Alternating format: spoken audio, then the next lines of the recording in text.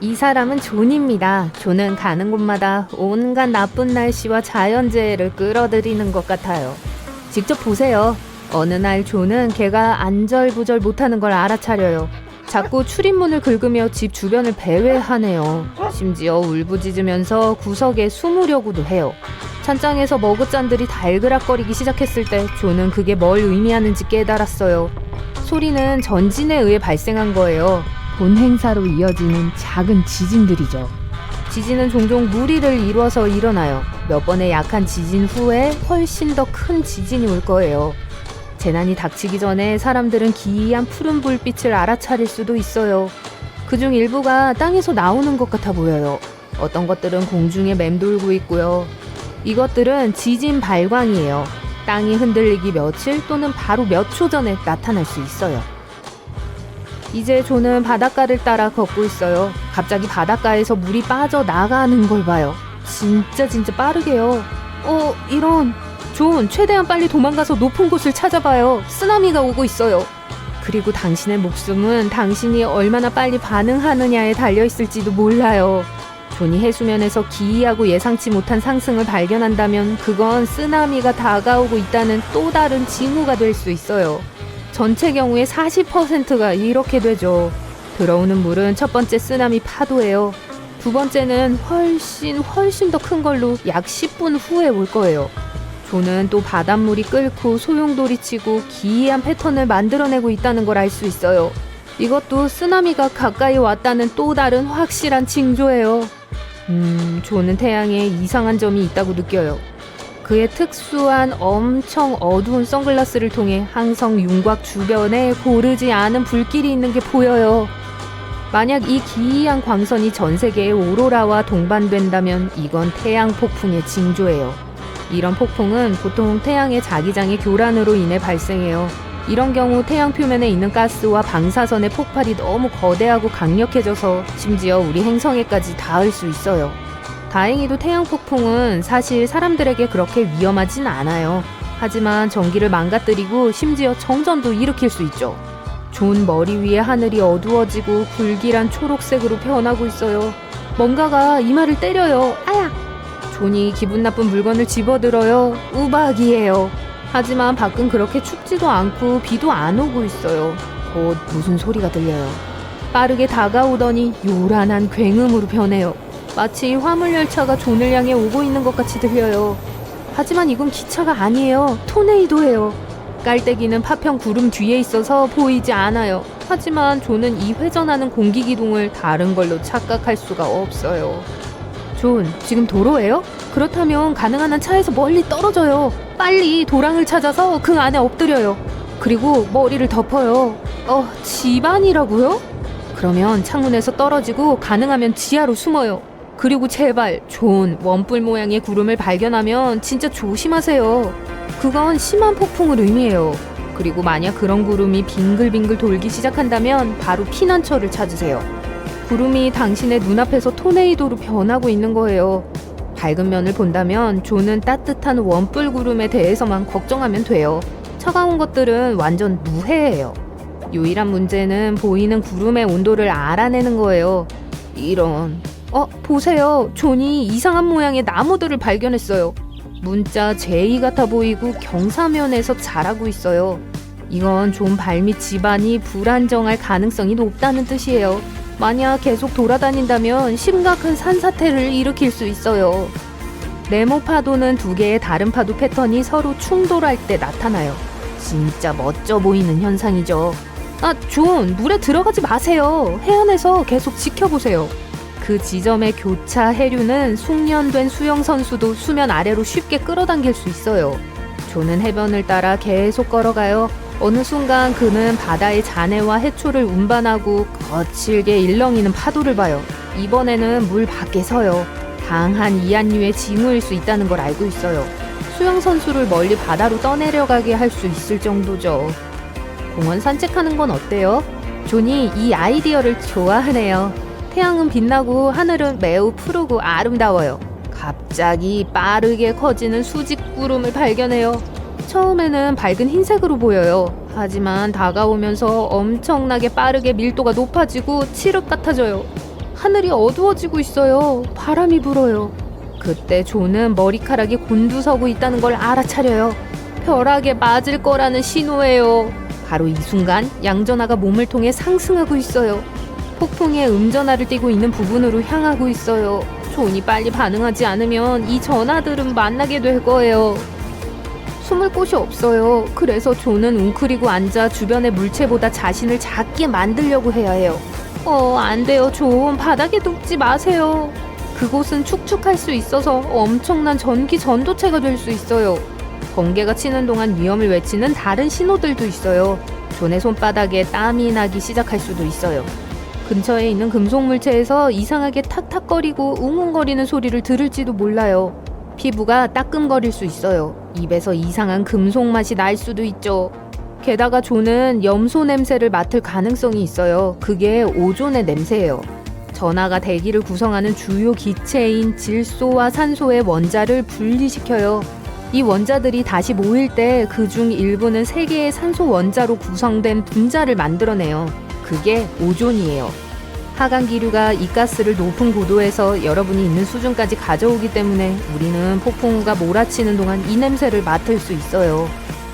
어떤 벌레들은 폭풍이 오는 걸 느낄 수 있어요. 그리고 굳는 것으로 자연재해에 대비하죠. 그래서 존은 주변 곤충들이 나른해 보인다는 걸 알아차렸을 때 대비해야 한다는 걸 알게 돼요.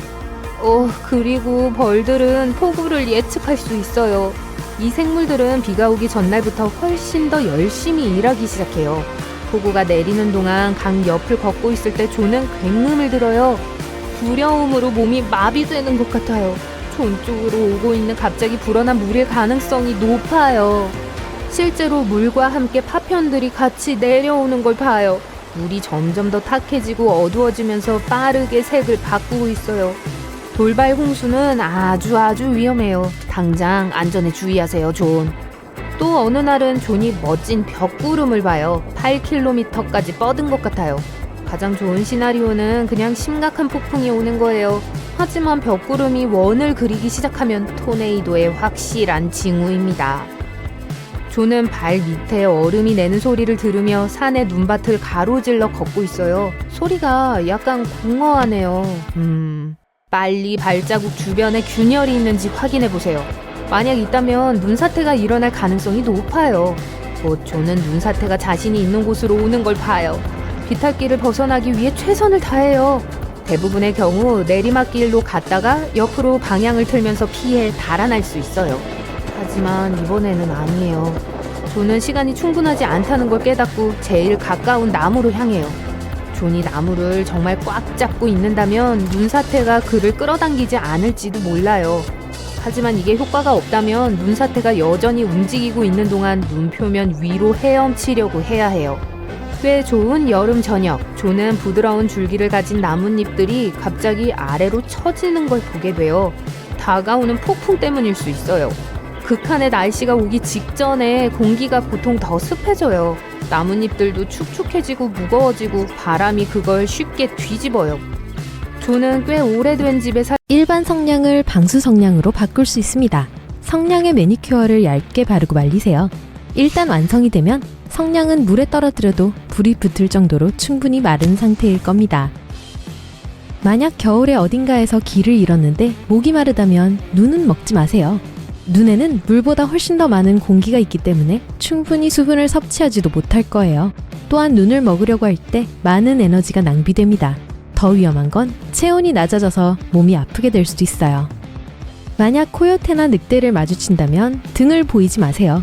동물을 마주본 채로 천천히 후퇴하세요. 하지만 이건 동물이 한 마리일 때만 효과가 있습니다. 만약 무리를 만났다면 가장 중요한 것은 둘러싸여서는 안 된다는 겁니다. 나무를 향해 뒤로 물러서다가 나무의 등을 기대세요. 그런 다음 적절한 순간이 되면 가능한 한 빨리 나무로 올라가세요. 따뜻한 모피 코트나 패딩보다는 여러 겹의 옷이 체온을 더 잘 유지시켜줍니다. 공기가 껴입은 옷 사이에 갇혀서 단열 효과를 내고 몸을 따뜻하게 유지해주거든요. 만약 숲에서 길을 잃었다면 땅바닥에서 바로 주무시지 마세요. 임시 침대로 나뭇가지와 잎을 층층이 쌓거나 나무 사이에 해먹을 만들 수도 있습니다. 밤에는 기온이 떨어지고 땅이 차가워지거든요. 불을 지핀다고 해도 자는 동안 불이 꺼질 수 있고 땅이 체온에서 나오는 열을 흡수할 것입니다. 바다 한가운데에 배 위에 계시군요. 음식도 없고 어망도 없고 배가 고프네요. 원래 3시간만 배를 타기로 했는데 말이죠. 근데 그거 아세요? 신발끈과 핸드폰, 시계, 열쇠 등 모든 물건을 사용해서 물고기를 잡을 수 있습니다. 바다에서 배가 들이오는 그림자는 물고기를 유인하고 반사되는 물체는 미끼로 사용할 수 있어요. 열쇠를 신발끈에 묶어서 낚싯대로 사용하세요. 비록 물고기가 물지 않더라도 이와 같은 활동은 탁 트인 바다에서 건강한 정신을 유지하는 좋은 방법이 될 거예요. 짧은 명상은 공황 발작을 막을 수 있습니다. 호흡에 집중하고 천천히 숨을 쉬세요. 뇌는 빠르게 진정되고 공황 상태가 흐릿해지게 될 겁니다. 비행기의 산소 마스크도 같은 원리로 작동합니다. 호흡을 조절하는 과정에서 어떤 나쁜 일에든 관심이 사그라들게 되거든요. 통나무로 횃불을 만들 수 있습니다. 작은 통나무를 수직으로 놓고 꼭대기에 깊은 별 모양을 새기세요. 그 안에 마른 풀, 나뭇잎, 막대기를 안에 넣고 모두 준비되면 통나무에 불을 붙이세요. 최대 3시간 동안 타는 것을 볼 수 있을 겁니다. 나무의 크기와 종류에 상관없이 똑같이 효과가 있을 거예요. 만약 화가 난 회색곰을 만난다면 절대로 도망가려고 하지 마세요. 곰이 여러분을 쉽게 앞지를 수 있거든요. 대신 움직이지 말고 누우세요. 회색곰은 보통 위협을 발견했을 때만 공격을 하기 때문에 어떤 문제도 일으키지 않을 것이라는 것을 보여주면 곰은 보통 인간을 그냥 내버려 둘 것입니다. 하지만 이건 회색곰일 경우에만 효과가 있습니다. 맞붙는 게 불가피하다면 뒤로 천천히 물러나서 곰 스프레이를 뿌리세요. 곰 스프레이가 없다면 후추 스프레이도 비슷한 효과가 있어요. 스프레이를 뿌리면 곰의 방향성이 흐트러지고 겁을 줘서 곰을 쫓아낼 수 있을 겁니다. 아닐 수도요. 숲에서 찾은 열매나 버섯이 정확히 무엇인지 모른다면 먹지 마세요. 독이 들었을 수도 있어요. 다른 선택지가 없고 배를 채워야 한다면 단풍나무, 자작나무, 소나무의 안쪽 껍질을 드세요. 더 부드러운 흰 속을 먹기 위해서는 칼을 사용해 거친 겉껍질을 잘라내야 합니다. 껍질을 더 부드럽게 만들기 위해 삶을 수도 있고 아삭아삭한 간식을 만들기 위해 직화로 요리할 수도 있습니다. 그리고 만약 정말로 배가 고프다면 개미를 드셔도 됩니다. 가장 먹음직스러운 음식은 아니지만 영양가가 높거든요. 만약 시계가 없다면 손가락을 이용해서 해가 질 때까지 얼마나 많은 시간이 남았는지 알 수 있습니다. 손바닥 안쪽이 자신을 향하도록 손을 들어주세요. 손가락은 태양과 수평선 사이에 두세요. 그 사이에 얼마나 많은 손가락이 들어갈 수 있는지 보세요. 손가락 한 개는 약 15분 정도를 뜻하기 때문에 해가 지기 전까지 남은 시간을 계산할 수 있습니다. 만약 길을 잃어서 신호를 보내려고 불을 지펴야 한다면 많은 양의 소나무 잎, 삼나무 가지, 솔방울, 필요 없는 고무 소재 물건 등을 태우세요. 불에서 검은 연기가 더 많이 날 거예요. 그럼 먼 곳에서도 그 연기를 볼 수 있겠죠? 만약 사막에서 물은 없지만 음식이 있다면 가능한 한 오랫동안 음식을 드시지 마세요. 먹으면 먹을수록 더 목이 마를 거예요. 몸에서는 음식을 소화하려면 액체가 필요하기 때문에 얼마 남지 않은 그 적은 양의 물을 다 쓰게 될 거예요. 사람은 물보다 음식 없이 더 오래 살 수 있습니다. 그러니까 배고픈 상태를 두려워하지 마세요. 숲에서 더러운 물 웅덩이를 발견했습니다. 정말 목이 마르다면 그 물로 병을 채우고 걸러내서 식수를 만들 수 있습니다. 정수를 하려면 거즈나 옷으로 끈을 만들어주세요. 한쪽 끝을 더러운 병에 넣고 다른 한쪽 끝을 빈 병에 넣으세요. 얼마 지나지 않아 불순물은 병에 남아있고 깨끗한 물은 끈을 통해 빈 병으로 흘러들어가게 될 겁니다. 하이킹을 가기 전에 일반 신발끈을 파라코드 신발끈으로 교체하세요. 밧줄이 모자르다면 이 끈으로 몇 미터 정도를 더 늘릴 수 있습니다. 만약 숲에서 길을 잃었는데 옹기를 만들어낼 것이 없다면 땅에 마른 잎과 풀을 옷 사이에 넣어주세요. 이렇게 하면 오랫동안 따뜻함을 유지할 수 있을 거예요. 사막에서 길을 잃었다면 낮에는 최대한 움직이지 마세요. 그늘을 찾거나 잡동사니로 그늘을 만들어 어두워질 때까지 그 안에 앉아 있어야 합니다. 밤이 되면 걷는 동안 에너지를 훨씬 덜 소비하고 수분도 덜 쓰게 될 겁니다. 이는 열사병의 위험을 피하는 데 도움이 될 거예요. 만약 얼음을 깨고 떨어졌다면 수영장에서 하듯이 밖으로 나오려고 하지 마세요. 만약 얼음 위에 손을 올려놓고 팔로 몸을 일으키려고 한다면 그 얼음이 갈라져서 다시 물속으로 떨어질 수 있어요. 팔을 얼음 표면과 평평하게 뻗고 다리를 뒤로 쭉 뻗어야 물에 뜰 수 있습니다. 이 수평 자세에서 마치 수영하는 것처럼 다리를 흔들어 보세요. 얼음 위에 너무 많은 무게를 싣지 말고 팔을 조심스럽게 움직이면 탈출할 수 있을 거예요. 만약 바람이 너무 많이 부는데 불을 지피고 싶다면 이렇게 해보세요. 2개의 구멍을 나란히 파고 그 사이에 작은 지하 터널을 만듭니다. 한쪽 구덩이에 불을 피우세요. 바람은 그 불을 끌 수 없을 것이고 2번째 구덩이를 통해 공기를 얻을 수 있을 거예요. 이 방법은 몰래 불을 피워야 할 때도 유용합니다. 어둠 속에서 이런 불은 보이지 않을 테니까요. 뽁뽁이를 버리거나 터뜨리지 말고 하이킹에 가져가세요. 추울 때 두꺼운 담요보다 추위를 더 잘 막아줄 거예요. 이 작은 공기방울은 완벽한 단열재입니다. 옷 사이사이에 넣으면 온기가 빠져나가는 것을 막을 수 있어요. 또한 방수 처리가 된 플라스틱으로 만들었기 때문에 젖는 것도 막아줄 수 있습니다. 해변에서 멀지 않은 바다에서 수영을 한다면 쉽게 이한류에 휩쓸릴 수 있습니다. 만약 이런 일이 일어난다면 기억해야 할 가장 중요한 것은 해류의 역행해서는 안 된다는 거예요. 역행을 하면 힘만 낭비하고 에너지가 고갈될 거예요. 우리는 결코 해류를 이길 수 없습니다. 대신 해변을 따라 옆으로 수영해 보세요. 그러면 곧 해류에서 벗어날 수 있게 될 거예요. 그때 안전하게 해변으로 수영해 가세요. 만약 떨어지는 엘리베이터에 갇혔다면 엘리베이터가 바닥에 충돌하는 순간에 뛰려고 하지 마세요. 앉거나 서 있어도 안 됩니다. 천장을 보면서 바닥에 누우세요. 다리는 가능한 한 넓게 벌리고 한 손으로 얼굴을 가리고 다른 한 손은 머리 뒤에 둬서 머리를 보호하세요. 이 자세는 떨어질 때 몸에 가해지는 압력을 줄여줍니다. 길을 잃었어요. 구조 헬기가 숲 위를 날아다니지만 조명탄도 없고 불을 피울 시간도 없습니다. 그렇다면 작은 거울이나 핸드폰 화면을 사용해 햇빛을 반사시켜 보세요. 헬리콥터를 향해 반사광을 조준해야 합니다. 구조대원들이 눈부신 빛을 알아차리면 여러분을 구하러 날아올 거예요. 여러분은 사하라 사막의 중심부에 있어요. 여러분은 마라톤에 참가하게 될 거예요. 여기서부터 동쪽으로 만나는 지점까지 950km를 걸어가야 해요. 여러분은 어떤 상황에서도 살아남을 수 있다는 걸 스스로에게 증명해 보이고 싶어요. 탁 트인 바다, 남극 대륙의 얼어붙은 땅, 아마존의 정글 등 다 가봤죠. 이제는 뜨거운 사막 차례예요. 모든 여정의 성공의 열쇠는 준비입니다. 여러분은 필요한 물품들로 가득 찬 큰 배낭을 가져가요. 마른 나뭇가지를 잘라내기 위한 작은 도끼, 나침반, 침낭. 사막에서는 연결이 끊길 수 있기 때문에 GPS에 의존할 수 없어요. 성냥, 구급상자, 정수용 정제, 손전 등입니다.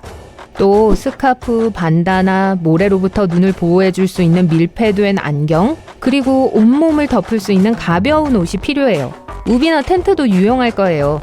모래와 햇빛으로부터 몸을 보호하기 위해 이 모든 것들이 필요해요. 같은 이유로 장갑도 챙기죠. 영양가가 높은 음식은 먹을 수 없어요. 그걸 소화하기 위해서 몸은 많은 에너지와 액체를 필요로 하는데 그런 것들이 사막에서 가장 중요하고 희박한 것들이죠. 다이어트 바 또는 말린 과일이 좋은 선택이에요. 그리고 물도 많이 필요해요. 아주 많이요. 큰 용기 하나보다 작은 병 여러 개를 가져가는 것이 더 안전해요.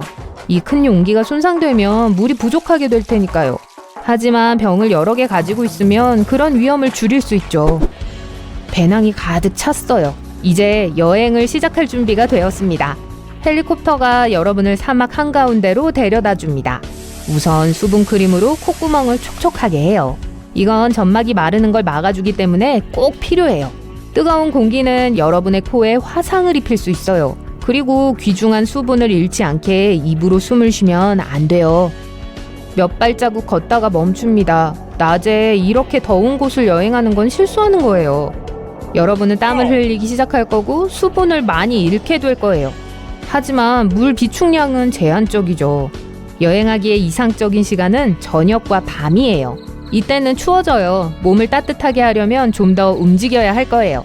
그래서 여러분은 오래된 쓰러진 나무를 발견하고 거기에 차양을 묶어요. 그늘을 만들었군요. 즉, 잠잘 곳이 준비되었다는 뜻이죠. 에너지를 절약하기 위해서는 가능한 한 적게 움직이는 것이 중요해요. 지도를 펼쳐 나침반을 꺼내요. 그런 다음 경로를 확인하고 주변을 둘러보고 더 쉽게 탐색할 수 있게 사막 풍경을 연구하죠. 물을 마시고 싶지만 참아요. 몸을 생존 모드로 만들기 위해 24시간 동안 물을 마시지 않는 게 좋을 것 같아요. 여러분은 눈을 감고 잠이 들어요. 얼굴로 모래가 불어와요. 일어나니 모래 폭풍이 다가오는 게 보여요. 여러분이 자고 있는 근처의 나무가 곧 부러질 것 같아요. 폭풍우를 견디지 못할 거예요. 급하게 피난처가 필요해요. 여러분은 안경을 쓰고 스카프를 머리에 묶고 호흡이 편하도록 촉촉하게 적십니다. 스카프가 없다면 손으로 얼굴을 가려야 할 거예요. 몸의 모든 부분은 옷으로 보호되어야 해요. 아주 작은 모래 알갱이들이 엄청난 속도로 피부에 부딪혀요. 보호 장비를 착용했음에도 불구하고 얼굴에 그게 느껴져요. 근처에 숨을 수 있는 쉼터가 없어요. 그건 큰 돌, 나무가 될 수도 있지만 여긴 아무것도 없어요. 이제 언덕을 찾아야 해요. 폭풍우가 치는 동안 모래 알갱이들은 날아갈 뿐만 아니라 땅에 튀어 서로 부딪혀요. 언덕 위에 올라가니 대부분의 모래 알갱이들이 경사면을 따라 떨어졌고 여러분은 약간 괜찮은 것 같아요. 그런 상태에서는 움직이기 어렵기 때문에 가능한 한 빨리 고지대로 올라가야 해요. 너무 많은 에너지를 잃고 있어요. 얼굴을 보호하기 위해 바람을 등지고 뒤로 걸어야 해요. 폭풍이 점점 거세지고 있어요. 하지만 다행히도 이미 올라와 있어요. 작은 모래 언덕 위에 서 있는 자신을 발견하죠. 여러분은 텐트를 몸 주변에 두르고 기다립니다. 피곤해서 다시 잠이 들죠. 몇 시간이 지나 눈을 뜨니 정적이 흐르네요. 폭풍이 끝났어요. 텐트를 치우고 모래를 털어내고 영역을 조사합니다. 저녁이 가까워지고 있어요. 태양이 더 이상 따뜻하지가 않아요. 경로를 확인하기 위해 지도와 함께 나침반을 꺼내요. 하지만 다음 순간 모래 폭풍이 주변 풍경을 완전히 바꾸어 놓았다는 걸 알게 되죠. 익숙한 랜드마크가 없을 때는 지도를 사용하여 탐색하기가 어려워요. 경로를 이탈해서 쉽게 길을 잃을 수 있죠. 어디로 가야 할지 잘 모르겠어요. 하지만 여러분에겐 물과 음식이 있고 다른 사람들이 여러분의 대략적인 위치를 알고 있어요. 이런 경우에는 현재 있는 곳에 머무르는 게 나아요. 그 사람들이 여러분을 찾기 시작할 거고 결국에는 여러분을 발견할 거예요. 에너지와 비축량을 낭비하지 않게 되겠죠. 하지만 여러분은 나침반과 지도를 보고 동쪽으로 가기로 결심해요. 무슨 일이 있어도 마라톤을 완주할 거예요. 밤은 꽤 춥지만 끊임없이 움직이니까 여러분은 온기를 유지할 수 있어요. 주머니를 확인해보니 폭풍우 동안 성냥을 잃어버렸다는 걸 알게 되죠. 그러다 앞에 마른 나무를 보게 돼요. 나뭇가지 중 일부를 잘라내어 그것들을 배낭에 묶어요. 걸어가는 동안 여러분은 모래 위에 표식을 남겨요. 나뭇가지에 천 조각을 묶은 것들을 땅에 박아놨죠. 이러면 여러분이 약속 장소에 도착하지 못했을 때 구조대원들이 여러분을 찾는데 도움이 될 수 있어요. 새벽이에요. 햇볕이 따가워요. 여러분은 다른 나무를 찾아 텐트를 이용하여 그늘을 만들고 물을 마시고 잠들어요. 밤에 여러분은 나뭇가지를 잘라내고 다시 사막을 돌아다니죠. 길을 잃은 것 같네요. 물이 계획보다 빨리 떨어지고 있어요. 에너지바를 먹는데 여러분의 몸은 훨씬 더 많은 물을 요구하고 있죠. 이 상황에서 가장 중요한 건 침착을 유지하는 거예요. 두려움은 에너지를 고갈시켜요. 여러분은 사막이 여러분의 집이고 완벽하게 알고 있다고 상상합니다. 이게 여러분에게 힘과 자신감을 줘요. 오래된 건물의 폐허를 발견하고 그 그늘에 몸을 숨기죠. 그 다음 나뭇가지를 한 무더기 쌓아넣고 거울로 불을 피워요. 구조대원들이 연기를 알아차릴 수 있도록 불이 필요해요. 안타깝게도 하늘을 날고 있는 헬리콥터는 없네요. 다음 날 밤 길을 계속 가다가 물이 한 병만 남은 걸 알게 되죠. 몸이 음식을 소화하는데 에너지를 낭비하지 않도록 가능한 적게 먹으려고 노력해요. 이게 여러분을 힘 빠지게 만들어요. 이제 여러분의 목표는 보급품을 보충하는 거예요. 그러기 위해서는 동이 트기를 기다려야 합니다. 그러고 나서 하늘을 보고 구름을 찾아 그 방향으로 가죠. 구름이 있는 곳에는 생명과 물이 있을 거예요. 하지만 곧 태양이 너무 뜨겁다는 걸 알게 되죠. 또 그늘을 만들어요. 지쳐 누워서 빨리 잠듭니다. 태양이 위치를 바꿔서 여러분을 똑바로 비추고 있어요. 더위 때문에 잠이 깨버렸어요. 물이 하나도 안 남았어요. 일어나서 바위나 초목을 찾아봐요. 풀, 식물 또는 덤불에서 약간의 물을 얻을 수 있었어요. 비가 온 후에는 습기가 돌 밑에 오랫동안 남아있어요. 그것들을 집어서 확인해 보세요. 그런데 조심하세요. 정갈, 뱀, 그리고 거미가 그곳에 숨어 있을 수 있거든요. 또 동물이나 곤충의 흔적을 찾기 위해 모래를 볼 필요가 있어요. 동물들은 항상 물이 있는 곳을 향해 가니 여러분은 그걸 따라가면 돼요. 하지만 정말 잘 살펴보세요. 그 흔적들이 치타나 아프리카 들개들의 흔적일 수 있어요. 여러분은 너무 약해져서 맹수들로부터 자신을 방어할 수 없어요.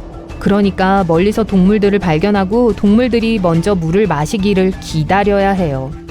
발자국을 몇 개 찾았어요. 점박이 하이에나 한 무리가 멀리서 걷고 있어요. 천천히 하이에나를 따라가요. 여러분을 오아시스로 인도해 주네요. 여러분은 하이에나들이 충분히 마실 수 있을 때까지 두어 시간을 기다려요. 마침내 하이에나들이 그곳을 떠나고 여러분은 갈증을 해소할 수 있어요. 정화제를 물에 넣는 걸 잊지 마세요. 하지만 그게 없더라도 어쨌든 물을 마셔야 해요. 어차피 2 이상 더 나빠질 수 없거든요. 또한 한 번에 물을 많이 마시지 않는 것도 중요해요. 여러분의 몸은 지쳤고 많은 액체를 빨리 처리할 수 없어요. 천천히 조금씩 마셔요. 이걸 몇 시간 동안이나 할 수 있을 것 같은 느낌이에요. 그런 다음 먹고 병에 물을 좀 부어요. 더 이상 배가 고프지 않고 만족감과 행복감을 느끼면서 다시 잠이 듭니다. 무슨 소리가 여러분을 깨워요? 헬리콥터네요. 여러분 바로 위를 날고 있어요. 여러분이 소리를 지르고 손을 흔들지만 구조대원들이 여러분을 알아채지 못하네요. 불을 지피기에는 너무 늦었어요. 헬리콥터가 떠나고 있어요. 생각해보세요. 거울을 꺼내 햇빛을 비춰 헬리콥터를 향하게 해요. 구조대원들이 여러분을 봤어요. 여러분은 구조됩니다. 밖에서 보면 이 호수의 수면은 재난의 후폭풍이 휩쓴 것 같아요. 텅 빈 나무줄기가 청록색 물에서 튀어나와요. 호수는 산으로 둘러싸여 조용하지만 불안한 곳 같아 보여요. 하지만 이 위험한 물 아래에 감히 수영하는 사람들은 곧 완전히 새로운 세상을 발견하게 될 거예요. 동화의 시작이 아니라 카자흐스탄 사티에 위치한 카인디 호수의 실제 이야기예요. 1911년 지진으로 인해 이 지역에 큰 산사태가 일어났어요. 생성된 계곡은 결국엔 빗물로 가득 찼고 사실상 숲이 잠기게 되었어요. 물 위에 위치해 있는 나무들이 아주 안 되어 보이지만 수면 아래는 수중 숲을 연상케 합니다. 대부분의 시간 동안 물이 수정처럼 맑기 때문에 해안에서도 이 매혹적인 광경을 계속 볼 수 있어요. 얼음처럼 차가운 물이 이 호수를 아주 까다롭고 때로는 위험하게 만들어요. 그리고 조류, 식물 그리고 빠르게 위험한 장애물이 될 수 있는 물에 잠긴 나무들도 잊지 마세요. 전 김이 모락모락 나는 뜨거운 목욕을 즐기지만 제가 말씀드릴 이 끓어오르는 호수는 정말 악몽에서 나온 것 같아요. 카리브해 도미니카 섬이 있는데 물의 온도가 82에서 92도 사이예요. 게다가 그건 가장자리 온도일 뿐이에요. 감히 누구도 호수 중심부로 가서 온도를 측정하지 못했거든요. 온도가 때때로 내려갈 수 있는 건 사실이지만 언제 이 물이 다시 끓기 시작할지 모르죠. 이곳은 이산화탄소 등 배출하는 가스 때문에 위험해요. 냄새는 별로 안 좋은데 그건 대부분 김이 나는 공기 중에 유황이 갇혀서 그런 거예요. 이 병원에 보이는 호수 또한 위험한 놀라움을 가져다 주죠. 모나온 호수는 카메룬 웨스트주에 있어요. 지구상에 몇 안 되는 분출하는 호수 중 하나입니다. 화산처럼 말이죠. 그리고 대부분의 경우 아무런 경고도 없이 분출해요. 마지막 분출은 1894년으로 거슬러 올라가요. 그때 심각한 피해를 입혔죠. 이런 호수의 화학적 메커니즘은 여러분이 열기 전에 흔든 음료수 캔과 같아요. 물 밑바닥엔 위험한 가스가 있기 때문에 표면에 어떠한 소란이라도 분화를 촉발시킬 수 있어요. 탄자니아의 나트룬 호수는 독특한 붉으스름한 색 때문에 보기 아름다울지 모르지만 확실히 수영하고 싶은 곳은 아닐 거예요. 물이 엄청나게 짜면서 해조류와 결합되어 있어요.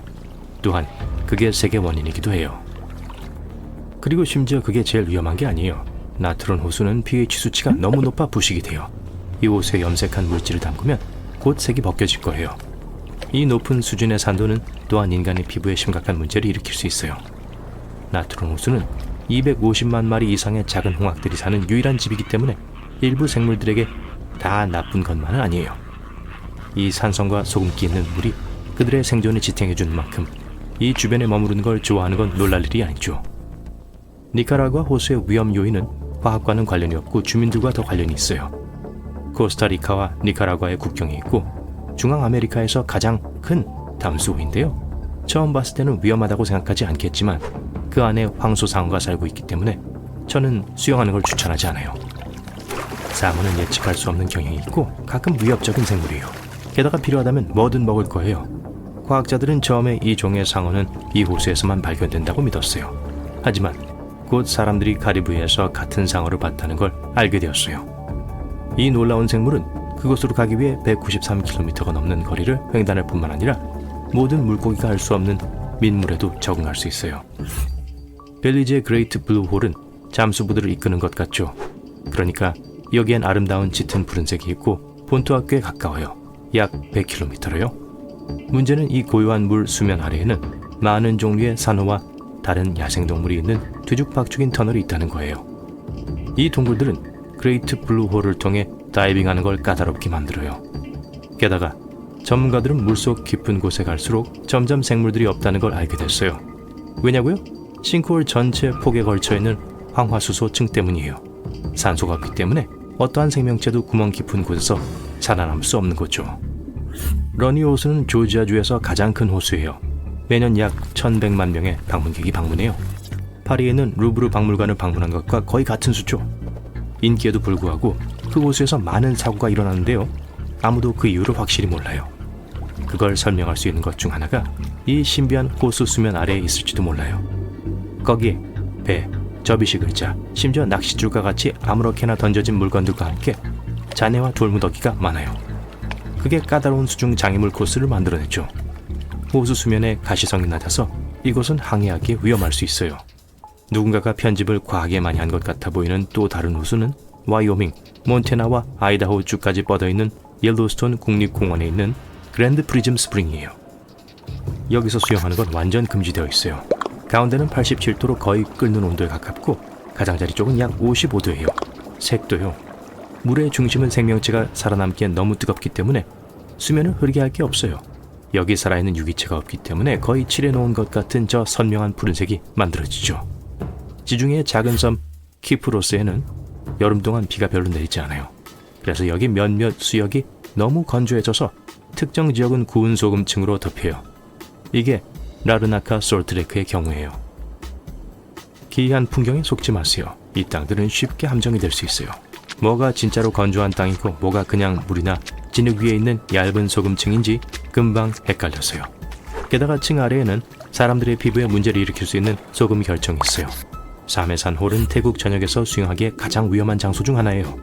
85m까지 아주 깊고 극도로 어두워지기 때문이죠. 잠수부들이 깊이 들어갈 때 심지어 시야가 전혀 나오지 않는 곳에 도달할 수 있어요. 그래서 많은 사람들이 혼란스러워하고 더는 위로 올라오는 길을 찾지 못하는 것도 당연해요. 아프리카에서 가장 큰 호수이자 세계에서 세 번째로 큰 호수는 빅토리아 호수라고 불려요. 그 모든 물이 인간들에게 다 안전하지 않은 건 아니지만 몇몇 지역은 순식간에 문제를 일으킬 수 있어요. 왜냐고요?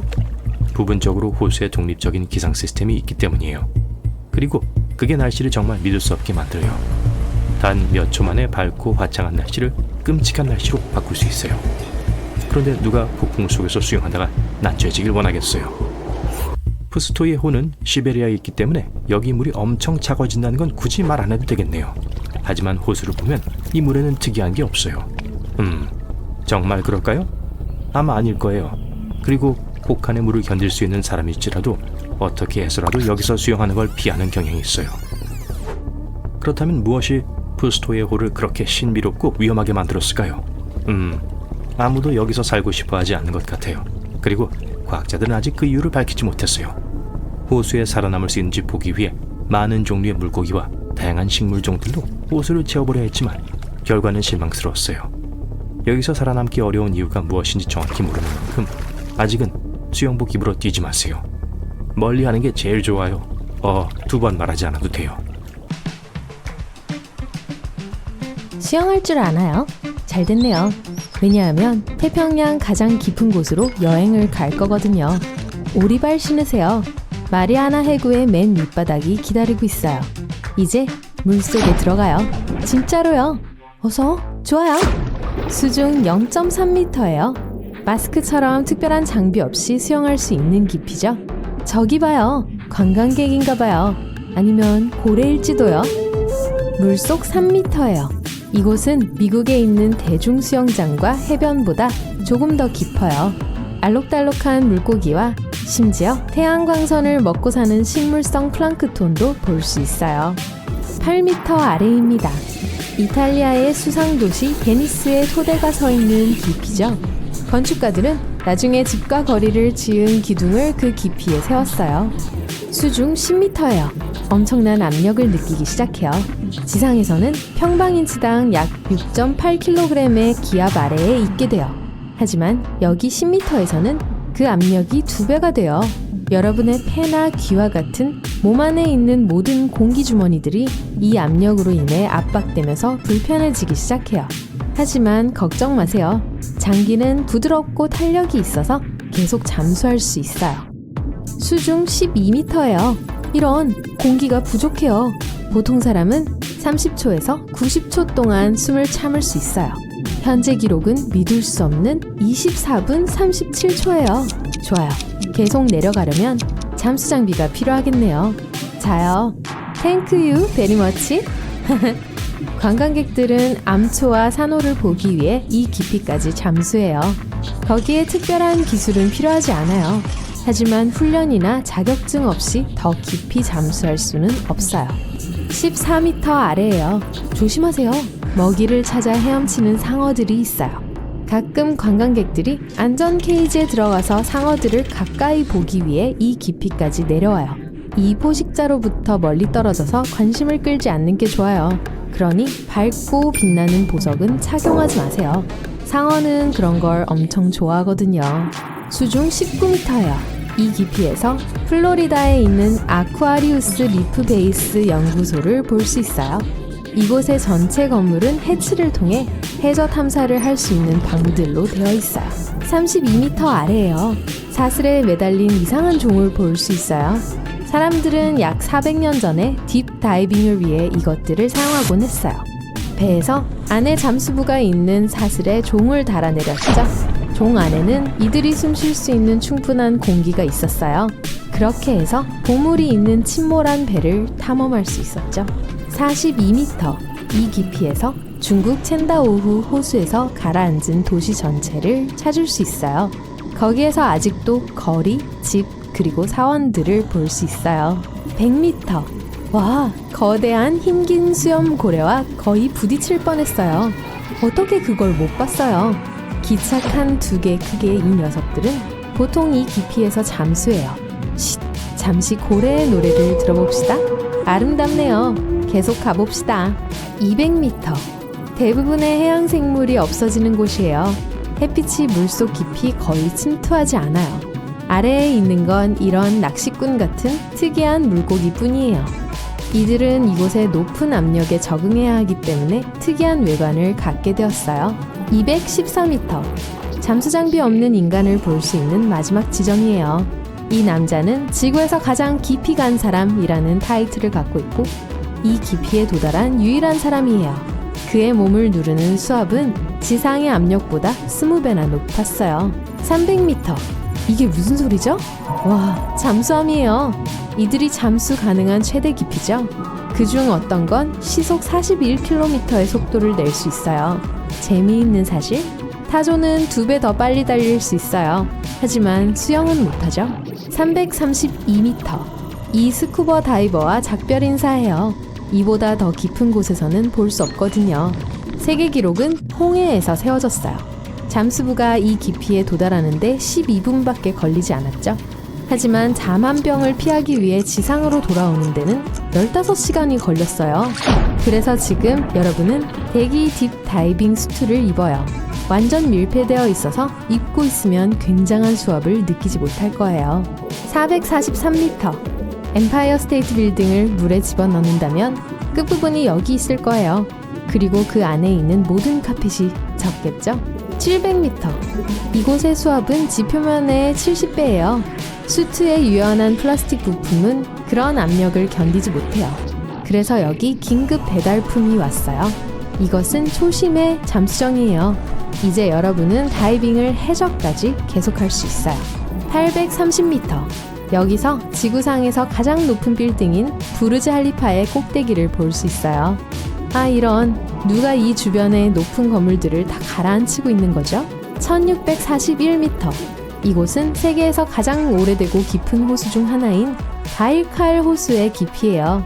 이곳의 면적은 벨기에 전체 면적보다 약간 더 커요. 2450m. 멕시코만에 있는 페르디도 석유 플랫폼이 도달한 기록적인 깊이예요.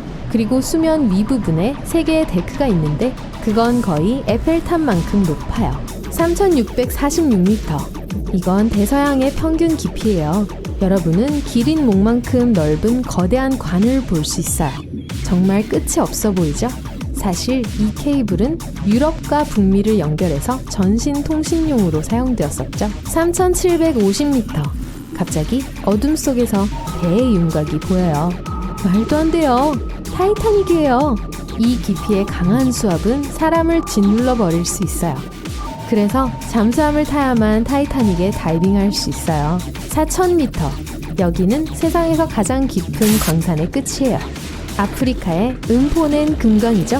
하지만 더 깊이 가야 할 곳이 있어요. 속도를 내세요. 6100m. 여기서 오래된 배의 가장 깊은 잔해들을 볼 수 있어요. USS 존스턴은 70년도 더 전에 침몰했어요. 뱃머리에 아직도 557이라는 숫자를 선명히 볼 수 있어요. 8000m. 여기 이 완전한 어둠 속에서 여러분은 세상에서 가장 깊은 곳에 사는 물고기인 마리아나 스네일피쉬를 찾을 수 있어요. 집고양이만큼 길고 거의 투명한 피부를 갖고 있어요. 이 깊이엔 햇빛이 전혀 도달하지 않기 때문에 시력이 잘 발달되어 있지 않아요. 8850m. 에베레스트 산을 뒤집어서 마리아나 해구에 꽂으면 바로 여기에 꼭대기가 보일 거예요. 비록 이게 지구상에서 가장 높은 곳이지만 아직 한참 더 깊이 들어가야 해요. 1900m. 여기 챌린저 해안에서 여전히 생명체를 볼 수 있어요. 하지만 그러려면 현미경이 필요해요. 이곳에 사는 박테리아는 기름과 비슷한 유기분자를 먹고 살아요. 조금 더 깊이? 축하해요. 해저에 닿았어요. 11,000m 깊이에요. 이곳의 압력은 표면보다 1071배 높아요. 하지만 여기 온 첫 번째 사람은 여러분이 아니에요. 마리아나 해구 바닥을 향한 마지막 탐험 중 하나가 2012년에 있었어요. 미국의 한 영화 감독이 자기가 직접 디자인한 잠수함을 타고 이곳으로 내려왔어요. 하지만 압력에 엔진 일부가 망가져서 이곳에서 조종이 힘들었죠. 음파 탐지기도 파손됐고 배터리 일부도 방전되었어요. 그는 챌린저 해안에서 약 3시간 동안 있었고 많은 사진과 영상을 찍었어요. 해저 자체를 자세히 보면 물방울들이 보여요. 이건 이산화탄소와 액체 유황이에요. 극도의 압력과 거의 얼어붙을 정도의 온도 때문에 액체 상태예요. 그런데 이런 혹독한 환경에서도 여전히 생명체들이 있어요. 이 3가지 미생물이 여기서 제일 흔한데 제노파이오포어, 단강목, 작은 해삼이에요. 여기 아래에는 식량이 부족해서 이것들도 많지는 않아요. 보통 해저에는 육지에서 온 야자수 잎이 많아요. 하지만 마리아나 해구는 가장 가까운 섬에서도 199km 떨어져 있어요. 그래서 이곳의 유일한 먹이는 오래된 플랑크톤과 바다 위층에서 온 물고기 비늘 뿐이에요.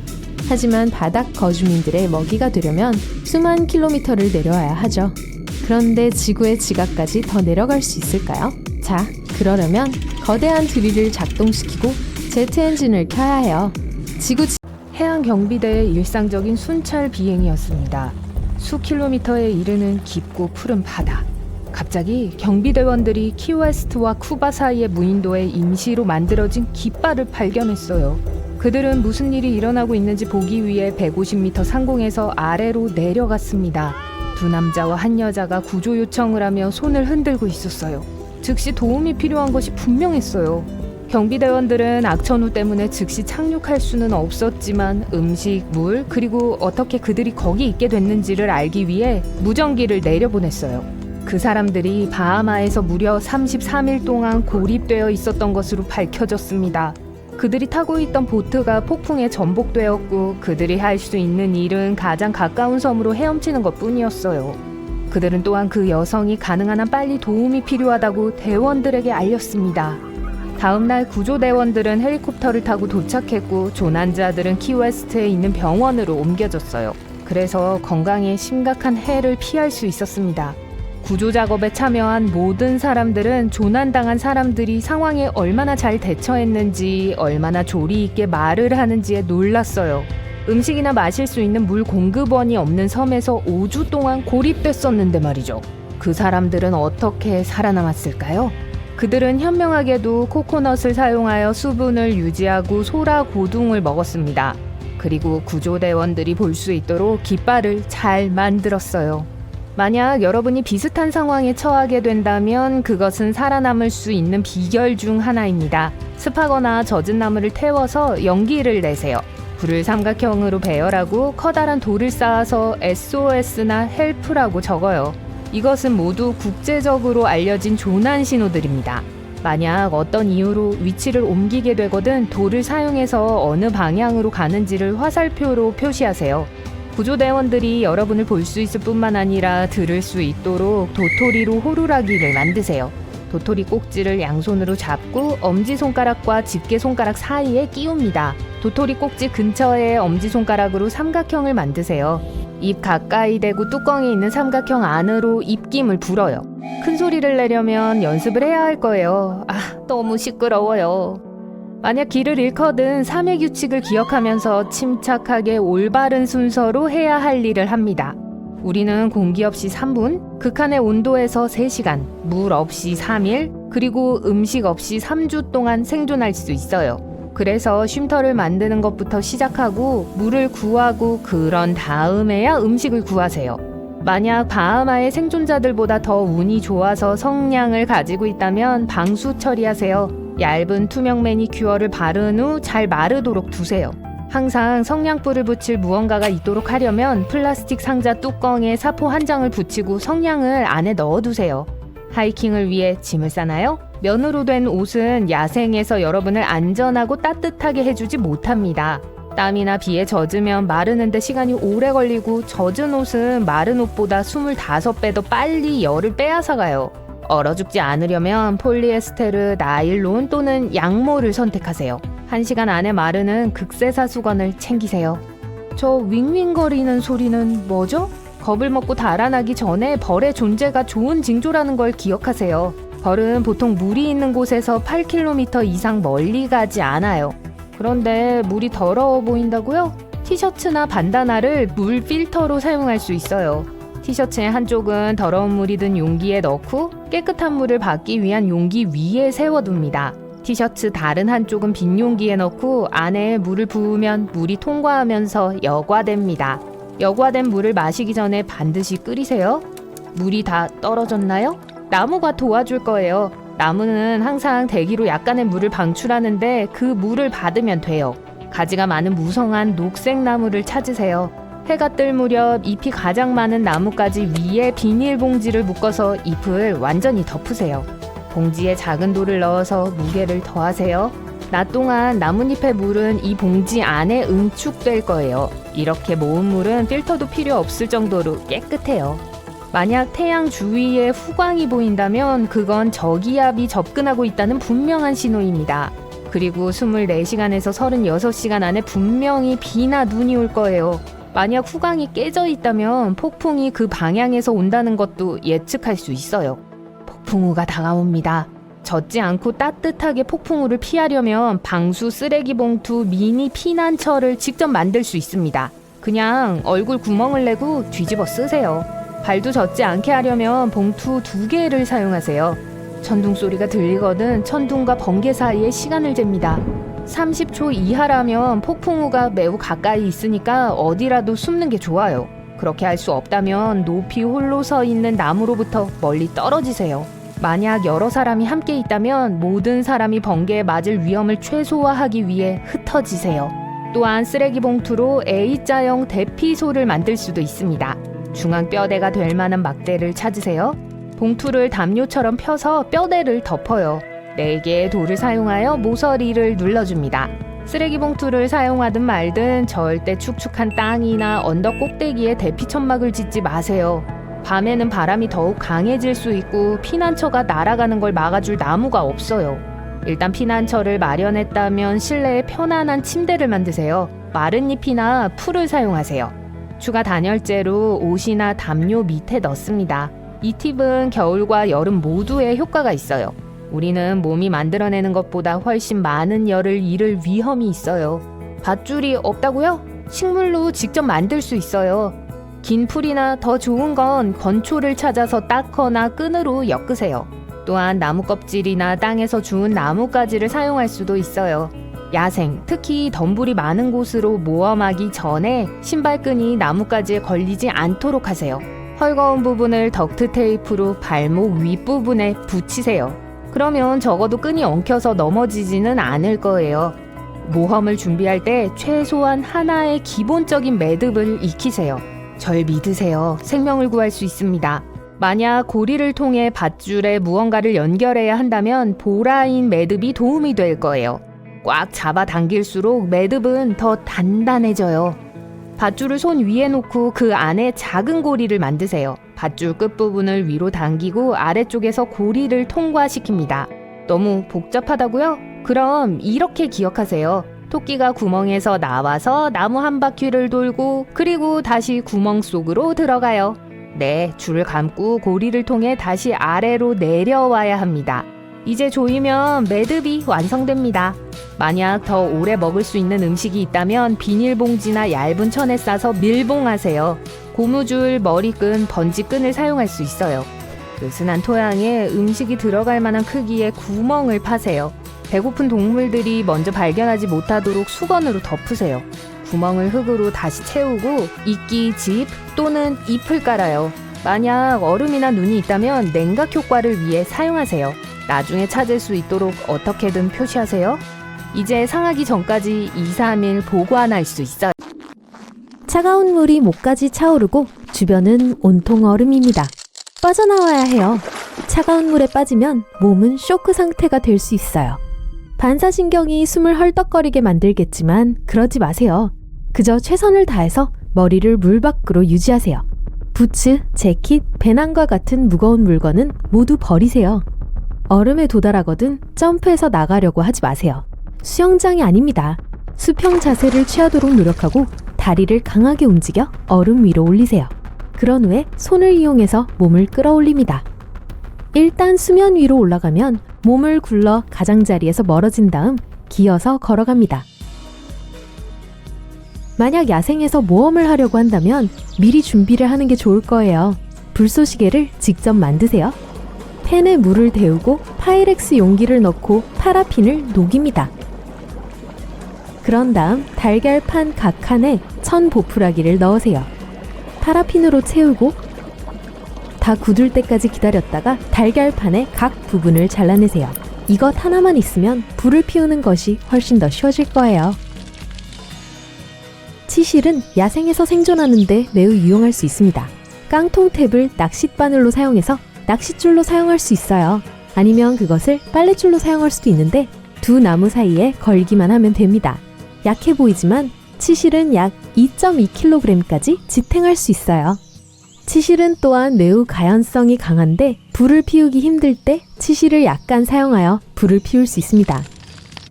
평범한 플라스틱 병으로 매우 튼튼한 밧줄을 만들 수 있어요. 잘 드는 가위가 있다면요. 병의 목을 잘라내서 길고 좁은 컵처럼 보이도록 하세요. 그러고 나서 오렌지 껍질을 벗기듯이 나선형으로 자릅니다. 항상 같은 두께로 유지하도록 하세요. 생각했던 것보다 훨씬 더 길고 강할 거예요.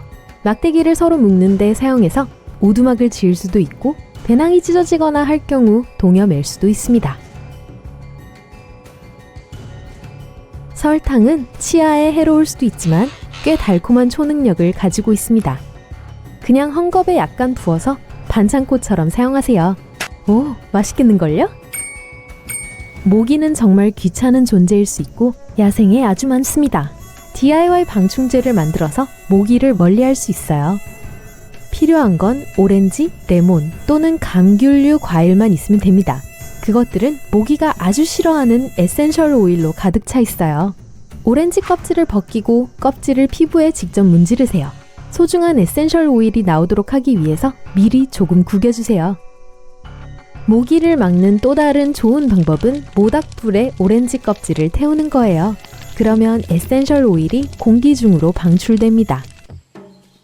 배가 고픈데 불을 지필 만한 게 없군요. 주머니를 비우세요. 그 안에 불을 피우는데 도움이 될 만한 게 있을지도 몰라요. 배터리와 껌 은박 포장지가 있다면 불을 피울 수 있어요. 껌 종이를 가늘고 길게 잘라서 배터리 양쪽에 연결합니다. 껌 종이의 중간 부분은 끝보다 가늘어야 합니다. 마른 풀, 잔가지, 종이 등을 준비하세요. 불을 지필 수 있는 거라면 무엇이든요. 은박지는 즉시 점화될 테니 준비가 되었는지 확인하세요.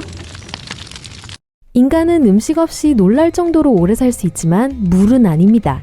어디에 있느냐에 따라 다르지만 대부분 야생의 물을 마시는 건 안전하지 않을 수도 있어요. DIY 물 필터를 만들 수 있습니다. 불부터 피우세요. 물을 끓이는 것으로는 충분하지 않을 수 있으므로 제가 식으면 그걸 가루로 갈아주세요. 숲에서 발견한 아무 재나 사용하면 안 됩니다. 녹은 플라스틱 같은 것이 들어있을지도 몰라요. 그리고 플라스틱 병이 필요합니다. 바닥을 잘라내고 마개에 작은 구멍을 뚫으세요. 뒤집어서 수칠 7cm 정도 넣고 끓인 물을 천천히 부으세요. 이렇게 여과된 물방울은 마셔도 됩니다. 만약 물에 약간의 재가 남아있다면 깨끗한 천 조각을 마개 주위에 감아서 좀 더 여과를 해주세요. 야생에서 길을 잃으면 그을린 천이 유용할 수 있습니다. 그걸 만들려면 덮개가 있는 금속 용기가 필요할 거예요. 그 안에 천 조각을 넣고 몇 분 동안 용기를 불 속에 넣습니다. 천은 가장자리 주변이 약간 검게 변하지만 여전히 온전합니다. 이렇게 그을린 천은 불이 매우 빨리 붙어요. 구식 부싯돌로도요. 아나콘다가 출몰하는 곳에서 하이킹을 한다면 명심하세요. 얕은 물가에는 가지 마세요. 왜냐하면 아나콘다는 그곳에 자주 나타나거든요. 아나콘다가 여러분의 몸을 조이고 있다면 숨을 내쉬지 마세요. 매번 숨을 내쉴 때마다 뱀이 좀 더 꽉 조일 거예요. 아나콘다는 약점이 있어요. 꼬리를 물리는 것을 싫어해요. 맛은 없겠지만 목적을 달성할 수 있을 거예요.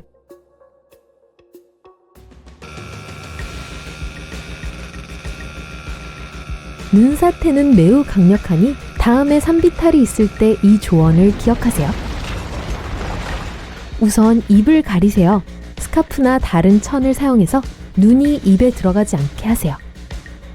한 팔을 머리 위로 곧게 뻗고 얼굴 앞에 작은 공간을 파는 것을 잊지 마세요. 그러면 한 30분 정도 숨을 쉴 수 있을 거예요. 비싼 물건이라도 무거운 물건은 버리세요.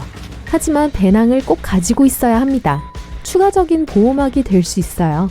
그리고 나무가 보이거든 꼭 잡으세요. 표면으로 나가려면 수면으로 수영해서 올라가는 것처럼 움직이세요. 눈은 어쨌든 그냥 물이잖아요. 만약 가라앉는 차 안에 갇히거든 당황하지 말고 또 문을 열려고 하지 마세요. 외부로부터의 압력이 너무 강해서 여러분은 귀중한 에너지만 낭비할 것이고 문은 열리지 않을 거예요. 탈출하는 가장 좋은 방법은 창문으로 나가는 것입니다. 창문을 내리고 헤엄쳐 나가세요. 만약 수영을 잘 못한다면 공기를 넣은 비닐봉지 같은 임시 부유 장치를 만들 수 있어요. 매듭을 묶고 단단히 묶었는지 확인하세요. 플라스틱 병은 효과가 좋지만 한 병으로는 충분하지 않을 거예요. 또한 비옷이나 방수바지를 사용할 수 있고 심지어 쓰레기통을 뒤집어 사용할 수도 있어요. 만약 밤에 예를 들어 숲에서 차에 문제가 생긴다면 무엇보다 먼저 불빛이 필요합니다. 필요한 것은 물 한 병이면 돼요. 아니면 액체가 든 피클병이라도 괜찮아요. 그냥 헤드라이트에 묻기만 하면 완성입니다. 물이 빛을 퍼뜨려서 더 잘 볼 수 있게 해줄 거예요. 비상 텐트를 설치하거나 불을 피울 땔감을 찾기에 안성맞춤입니다. 피클병 같은 유리병은 성냥을 보관하는데 정말 편리합니다. 만약 숲에서 캠핑을 하고 있다면 성냥을 건조하고 안전한 곳에 숨기는 것이 정말 중요합니다. 더욱 편리하게 하기 위해 성냥을 문지르는 부분이 달린 뚜껑을 만드세요. 성냥갑 옆면에 있는 마찰면을 잘라내어 유리병 뚜껑에 붙이세요. 다음번 야외로 큰 모험을 떠나기 전에 다크 초콜릿을 충분히 챙겼는지 확인하세요. 초콜릿은 아마도 가장 맛있는 최고의 생존 음식일 거예요. 칼로리가 풍부하고 기분도 좋게 해주죠. 드디어 해냈군요. 모든 훈련을 마치고 첫 스카이다이빙을 할 준비가 됐어요. 자신감에 가득 차서 3650m 상공에 있는 비행기의 문에 섭니다. 공중으로 뛰어나가지만 마지막 순간에 강사가 무언가를 외치는 소리가 들려요. 낙하산 확인을 안 했어요. 비행기에서 뛰어내렸기 때문에 뭐라고 하는지는 들리지 않고 그의 걱정스러운 표정만 보여요. 뭔가 잘못된 것 같은 느낌이 듭니다. 손잡이를 당겨서 낙하산을 펴니다. 하지만 제대로 펴지지 않고 큰 덩어리로 튀어나오고 이제 여러분은 점점 더 빠르게 회전하고 있어요. 어지럽지만 정신을 차려야 해요. 몇 초가 매우 중요하고 이 고도에서 행동할 시간은 1분도 채 남지 않았습니다. 몸을 펴서 팔과 다리가 X를 이루도록 보호맨 형태를 취합니다. 이렇게 하면 저항이 조금 더 생겨서 약간 안정될 수 있어요. 정말 운이 안 좋았지만 이제 비상 예비 낙하산을 펼 수 있는 시간을 벌었어요. 아직도 빙글빙글 돌면서 어지럽지만 어디에 있는지 기억하려고 애씁니다. 비상 낙하산이라고 생각한 끈을 잡고 세게 당겨요.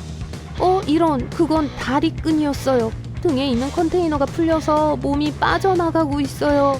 오늘은 정말 운이 없어요. 다리끈을 꽉 잡고 조입니다. 이제 안전조치 절차가 생각났어요. 1단계, 빨간색 손잡이로 주 낙하산을 분리해요. 이제 또 자유낙하가 시작됐어요. 2단계, 이제 은색 낙하산줄 손잡이를 찾아 예비 낙하산을 펴니다. 서둘러야 해요. 땅이 빠른 속도로 다가오고 있어요. 손잡이가 어딨지? 왼쪽 가슴에 있군요. 그걸 힘껏 잡아당겨요. 파박! 낙하산이 튀어나오고 하강하며 브레이크를 사용해요. 이제 안심이 되네요. 숨이 막힐 것 같으세요? 심장이 두근거리세요? 그래요. 마침내 경치를 즐길 수 있어요. 땅에 착륙하기 전에 약 10초 동안요. 살살 발 먼저요. 재밌겠네요. 저도 해볼래요. 언제나처럼 여러분은 계단을 오르는 대신에 엘리베이터를 이용합니다. 엘리베이터가 추락할 확률은 1000만분의 1이에요. 번개에 맞을 확률이 10배 더 높아요. 하지만 오늘은 운이 나쁜 엘리베이터에 탔어요. 5층에서 아래로 내려가면서 도르래 시스템이 고장나서 케이블이 끊어지고 엘리베이터가 떨어지기 시작합니다. 재빨리 등을 대고 누워서 충격으로부터 머리를 보호하기 위해 한 팔을 머리에 두르고 다른 한 팔을 얼굴 위에 올려서 떨어질 수 있는 물체로부터 보호해요. 다리를 적당히 벌려요. 몇 초 후에 있을 충격에 대비합니다. 엘리베이터는 추락했고 온갖 파편이 주위로 떨어져요. 잘했어요. 부상을 피했어요. 하지만 점프해서 충격을 줄일 수 있을까요? 곰곰이 생각해봐요. 너무 일찍 뛰면 하강 속도가 빨라지기 때문에 충격이 더 심해질 거예요. 너무 늦게 뛰면 위로 튀어오르는 속도 때문에 엘리베이터가 멈췄을 때 머리를 부딪히게 될 거예요. 속도에 효과적이려면 정확한 순간에 점프해야 합니다. 강철을 꿰뚫어 볼 수 있는 능력이 없는 한 순전히 운에 달렸죠. 그래서 눕는 방법을 사용하는 것이 좋아요. 행운을 빌어요. 차를 몰고 출근하면서 다른 날과 같이 다리를 건넙니다. 오늘은 평소보다 차가 많이 막히네요. 다리가 삐걱거리기 시작해요. 불행하게도 구조적으로 결함이 있는 다리는 과도한 무게로 무너질 수 있어요. 여러분이 그 위에 있어요. 다리가 강으로 떨어지면 차는 위에 떠오릅니다. 차가 가라앉기 시작하면서 주위에 서서히 물이 차오르고 있어요. 침착하고 심호흡을 하려고 노력하고 있어요. 차가 완전히 가라앉기 전까지 최대 2분 정도 시간이 있어요. 빨리 행동하고 창문을 내려야 해요. 안전벨트를 벗었을 때 창문 위로 물이 올라간 걸 알아차립니다. 창문을 아래로 내리려고 해도 압력 때문에 꼼짝하지 않아요. 기회를 놓쳤어요. 점점 더 아래로 가라앉고 문을 열어야겠다고 생각합니다. 안 그러는 게 좋아요. 그러면 차량이 훨씬 더 빨리 가라앉게 돼요. 게다가 나가는 것이 더 위험할 거예요. 차가 바닥에 닿고 물이 천천히 차 안으로 들어오고 있어요.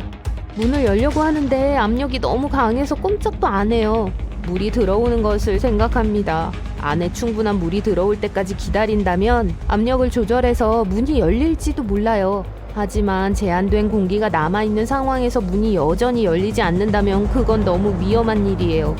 유리창을 깨는 방법밖에 없어요. 수압 때문에 쉽게 깰 수 있고 물이 빠르게 흘러 들어옵니다. 창틀을 잡고 마지막 심호흡을 합니다. 차에 물이 빠르게 차오르고 갑자기 석션이 멈춥니다. 창문에서 몸을 빼서 차 위로 발을 디디고 몸을 위로 밀어 올려서 수면 위로 헤엄쳐가요. 같이 카풀할 생각이 없어졌어요. 다음으로 숲에서 하이킹을 하러 가서 일몰을 볼 수 있는 완벽한 장소를 찾아요. 사진을 찍는데 정말 멋져요. 그런데 잠깐, 캠프로 돌아가는 길이 어느 쪽이죠? 어두워지고 있는데 어떻게 여기까지 왔는지 모르겠어요. 전화기를 확인해요. 지도가 있으니까 괜찮겠죠? 하지만 사진을 너무 많이 찍어서 배터리가 다 닳았어요. 여러분은 혹독한 날씨에 쉴 곳이 없으면 3시간까지 생존할 수 있어요. 물 없이는 3일 동안 살 수 있고요. 음식 없이는 최대 3주예요. 중요한 순서대로 다음 작업을 처리해야 해요. 첫 번째 임무는 대피소를 짓는 거예요. 지붕을 지탱하기 위해 큰 막대기를 나무에 기대어 놓습니다. 그러고 나서 튼튼한 틀로 양쪽에 벽을 2개 만들어요. 숲에는 나뭇잎이 많이 있는데 단열과 보호를 위해 지붕을 나뭇잎 무더기로 덮어요. 안쪽에는 나뭇잎으로 멋진 매트리스를 만들어요. 안에 들어가서 아침까지 기다리면서 편안하게 주무세요. 잠자리는 너무 불편했지만 여행 앱에 후기를 남길 시간이 없어요. 다음 과제는 물을 찾는 거예요. 뚜렷한 경사를 따라가다가 결국 개울을 찾게 됩니다. 깨끗한 물이에요. 시냇물이 강으로 이어지길 바라면서 계속해서 시냇물을 따라 걸어요. 물이 풍부한 곳을 따라 사람들과 문명의 흔적을 발견할 가능성이 더 높아요. 몇 시간이 지나자 배가 꼬르륵거려요. 맛있는 간식을 찾으려고 합니다. 베리랑 버섯이 있는데 뭔지 모르겠어요. 독이 없는지 확실하지 않으면 먹지 않는 것이 좋아요. 오래된 나무와 가지 아래에서 벌레를 찾아요. 날것으로 먹을 수 있는 밀웜을 발견했어요. 어떤 곤충은 요리하면 철분, 단백질, 비타민 B12의 주요 공급원이 될 수 있어요. 그걸 보자 식욕이 사라집니다. 나중에. 드디어 개울은 강으로 연결되고 그 바로 앞에 다리가 있어요. 무너진 그 다리 말고요. 고생은 끝났어요. 벌레를 버리고 다음 모험을 시작하며 식당을 찾습니다. 같이 캠핑도 안 갈래요. 들판을 걷고 있어요. 바람이 거세지고 있습니다. 그리 멀지 않은 곳에서 토네이도가 형성되고 있어요. 그것으로부터 도망치기 시작하지만 시속 96km로 이동하기 때문에 따돌릴 수가 없어요. 여러분의 주된 관심사는 토네이도 그 자체가 아니라 회오리 바람이 나무와 건물을 위험한 비행물체로 바꾼다는 사실이에요. 그것들은 빠른 바람에 실려 시속 480km로 날아다녀요. 피난처를 찾지만 이용할 수 있는 게 없어요. 유일한 희망은 나무나 다른 부서지기 쉬운 물건들로 둘러싸여 있지 않은 도랑입니다. 도랑에 들어가 윗옷으로 머리를 감싸고 팔로 머리를 감싸 보호해요. 납작 엎드려 있는 동안 주위에 우레와 같은 소음이 들리면서 마치 거대한 제트 엔진 안에 있는 것처럼 느껴져요. 무시무시한 소리지만 다행히도 토네이도의 경로에 있지는 않아요. 머리 위로 작은 파편들이 내는 휘파람을 부는 소리를 들을 수 있고 많은 파편들이 주위에 쿵쾅거리며 충돌하지만 다행히도 피해갑니다. 모든 것이 평온해져요. 숨을 조절하며 갈색의 뾰족뾰족한 털로 덮여있고 9쌍의 구불구불한 발을 한 하그나방 애벌레는 다른 애벌레와는 달라요. 이 털복숭이 외모로 원숭이 민달팽이라는 별명을 갖게 되었죠. 이 이상한 곤충은 북아메리카의 그늘진 나무와 장식용 관목 사이에 숨어있는 모습으로 발견됩니다. 이 털 많은 작은 생명체는 보이는 것처럼 순하진 않아요. 등에 있는 털은 애벌레 피부 안에 있는 독샘과 연결되어 있어요. 만약 너무 궁금해서 손을 뻗어 이 털을 만진다면 손은 즉시 붉게 변하고 화끈거리고 가려운 느낌이 들 거예요. 벌에 쏘인 것처럼요. 그러니까 만지지 마세요. 하지만 하그나방 애벌레에 쏘였다면 남아있을지도 모르는 벌레 털을 없애기 위해 즉시 쏘인 곳을 흐르는 물에 헹궈야 해요. 쏘인 자국은 아물기 시작해서 일주일 안에 사라질 거예요. 총알개미는 모든 개미 종 중 가장 큽니다. 하지만 가장 몸집이 큼에도 불구하고 동전 크기보단 크지 않게 자라요. 총알개미는 니카라과와 파라과이 같은 나라의 열대 우림 깊숙한 곳에서 발견될 가능성이 높아요. 이 개미는 작지만 크게 뭅니다. 총알개미가 문 고통은 말벌이나 벌에 쏘인 상처보다 최대 30배나 더 고통스럽다고 해요. 현지인들은 이 작은 곤충을 24시간 개미라고 불러요. 왜냐하면 물린 후 하루 종일 불편한 기분을 느끼게 하기 때문이에요. 그렇게 아프고 불쾌하지만 총알개미에게 물린 상처는 그리 위험하지 않으며 일주일 안에 낫는다고 해요. 이 개미들은 강력하게 무는 것 말고 또 다른 특이한 습관을 갖고 있어요. 총알개미는 포식자들을 쫓아내기 위해 강하고 역겨운 냄새를 발산합니다. 그러니 혹시 열대우림을 거닐면서 심하게 불쾌한 냄새를 맡게 된다면 미안해요. 키스벌레는 단지 좀 더 날씬하고 날개가 없고 등에 흥미로운 줄무늬가 있다는 것만 빼면 전형적인 바퀴벌레와 비슷하게 생겼어요. 이름은 귀엽게 들릴 수 있지만 이 곤충들은 전혀 안 귀여워요. 키스벌레는 일반적으로 미국의 따뜻한 남부주에서 볼 수 있는데요. 이 성가신 것들은 틈, 침대 밑, 그리고 가구 등 아무데나 숨어 있을 수 있어요. 이 곤충들은 밤에만 나오기 때문에 흡혈벌레라는 별명으로도 불려요. 이들이 무는 것은 고통스럽진 않지만 굉장히 위험할 수 있어요. 키스벌레의 침에 인간이 알레르기가 있는 건 흔한 일이며 만약 그런 경우라면 물렸을 때 피부가 엄청나게 가려울 거예요. 또 이 벌레들은 대부분의 사람들에게 나쁜 영향을 미치는 위험한 기생충을 지니고 있어요. 만약 키스벌레에게 물렸다면 가능한 한 빨리 병원에 가세요. 일본 장수말벌은 세계에서 가장 큰 말벌 종이에요. 일본 장수말벌은 노란색과 검은색 줄무늬를 갖고 있어요. 크기와 모양으로 말벌이나 벌과 구별할 수 있는데요. 이 장수말벌은 꿀벌보다 훨씬 더 크고 날씬하며 말벌보단 훨씬 더 길어요. 이 장수말벌들은 700마리의 집단을 이루어 이동하며 톨레도가 아닌 일본에 서식해요. 전에 일본 장수말벌에 쏘였던 사람들은 시뻘겋게 달군 부직갱이에 맞은 것 같다고 비유했죠. 이 곤충들 중 한 마리에 쏘일 정도로 운이 안 좋았다면 즉시 구급차를 부르고 구급차가 도착하기 기다리는 동안 차가운 물로 침을 씻어내세요. 흑색 과부거미는 동물의 왕국에서 가장 위험한 곤충 중 하나예요. 대략 종이 클립만한 크기에 거미의 배에 있는 모래시계 모양의 붉은 표식으로 쉽게 식별이 가능해요. 이 벌레들은 주로 혼자 이동하며 따뜻한 지역의 지하실이나 차고와 같이 어둡고 건조한 대피소 같은 곳에서 찾을 수 있어요. 흑색 과부거미는 북아메리카에서 가장 독성이 강한 거미로 여겨져요. 이들의 독은 방울뱀의 독보다 15배 더 강하죠. 이상하게도 흑색 과부거미에게 물린 건 특별히 고통스럽진 않아요. 바늘에 콕 찔린 정도의 느낌이지만 엄청나게 아프게 할 수 있어요. 만약 지하실에서 흑색 과부거미를 발견하게 된다면 짜증이 났을 때만 물기 때문에 자극하지 마세요. 만약 물렸다면 즉시 응급치료를 받으세요. 의료 전문가들이 물린 증상을 줄여주는 흑색 과부거미 해독제를 제공해 줄 수 있어요. 옐로우재킷은 전 세계에서 볼 수 있는 위험한 말벌 종이에요. 이름은 독특한 노란색과 검은색 무늬에 이름을 따서 붙였어요. 이 노란색은 눈에 띄는 네온색이며 보통의 말벌보다 훨씬 밝아요. 옐로우재킷은 큰 무리를 짓고 살며 나무, 덤불, 심지어 지하에서도 둥지를 짓죠. 만약 옐로우재킷의 둥지를 발견하게 된다면 천천히 물러서서 말벌들에게 위협을 가하거나 자극하지 않도록 조심하세요. 옐로우재킷의 침은 확실히 기분 좋은 느낌이 아니니까요. 대부분의 사람들은 전갈이 개와 다른 갑각류 동물과 관련이 있다고 생각하지만 사실 곤충의 한 종류예요. 전갈은 거미류며 그건 거미와 밀접한 관련이 있다는 뜻이에요. 전갈은 사막과 같이 따뜻하고 건조한 기후에서 발견되는 경향이 있어요. 전갈은 밤에 가장 자주 나와요. 보자마자 침을 쏘는 걸로 알려진 포식동물이죠. 이들의 침은 말벌 침과 비슷하게 느껴지지만 훨씬 더 위험할 수 있어요. 전갈의 침은 박동수를 빠르게 하고 호흡곤란을 일으킬 수 있어요. 만약 전갈에게 쏘인다면 즉시 상처를 씻어내세요. 전갈 독침 해독 치료를 할 수 있는 의료 전문가에게 연락을 해야 합니다. 전 세계적으로 300종이 안 되는 다양한 불개미들이 있어요. 이 모든 종들이 같은 강력한 침을 갖고 있어요.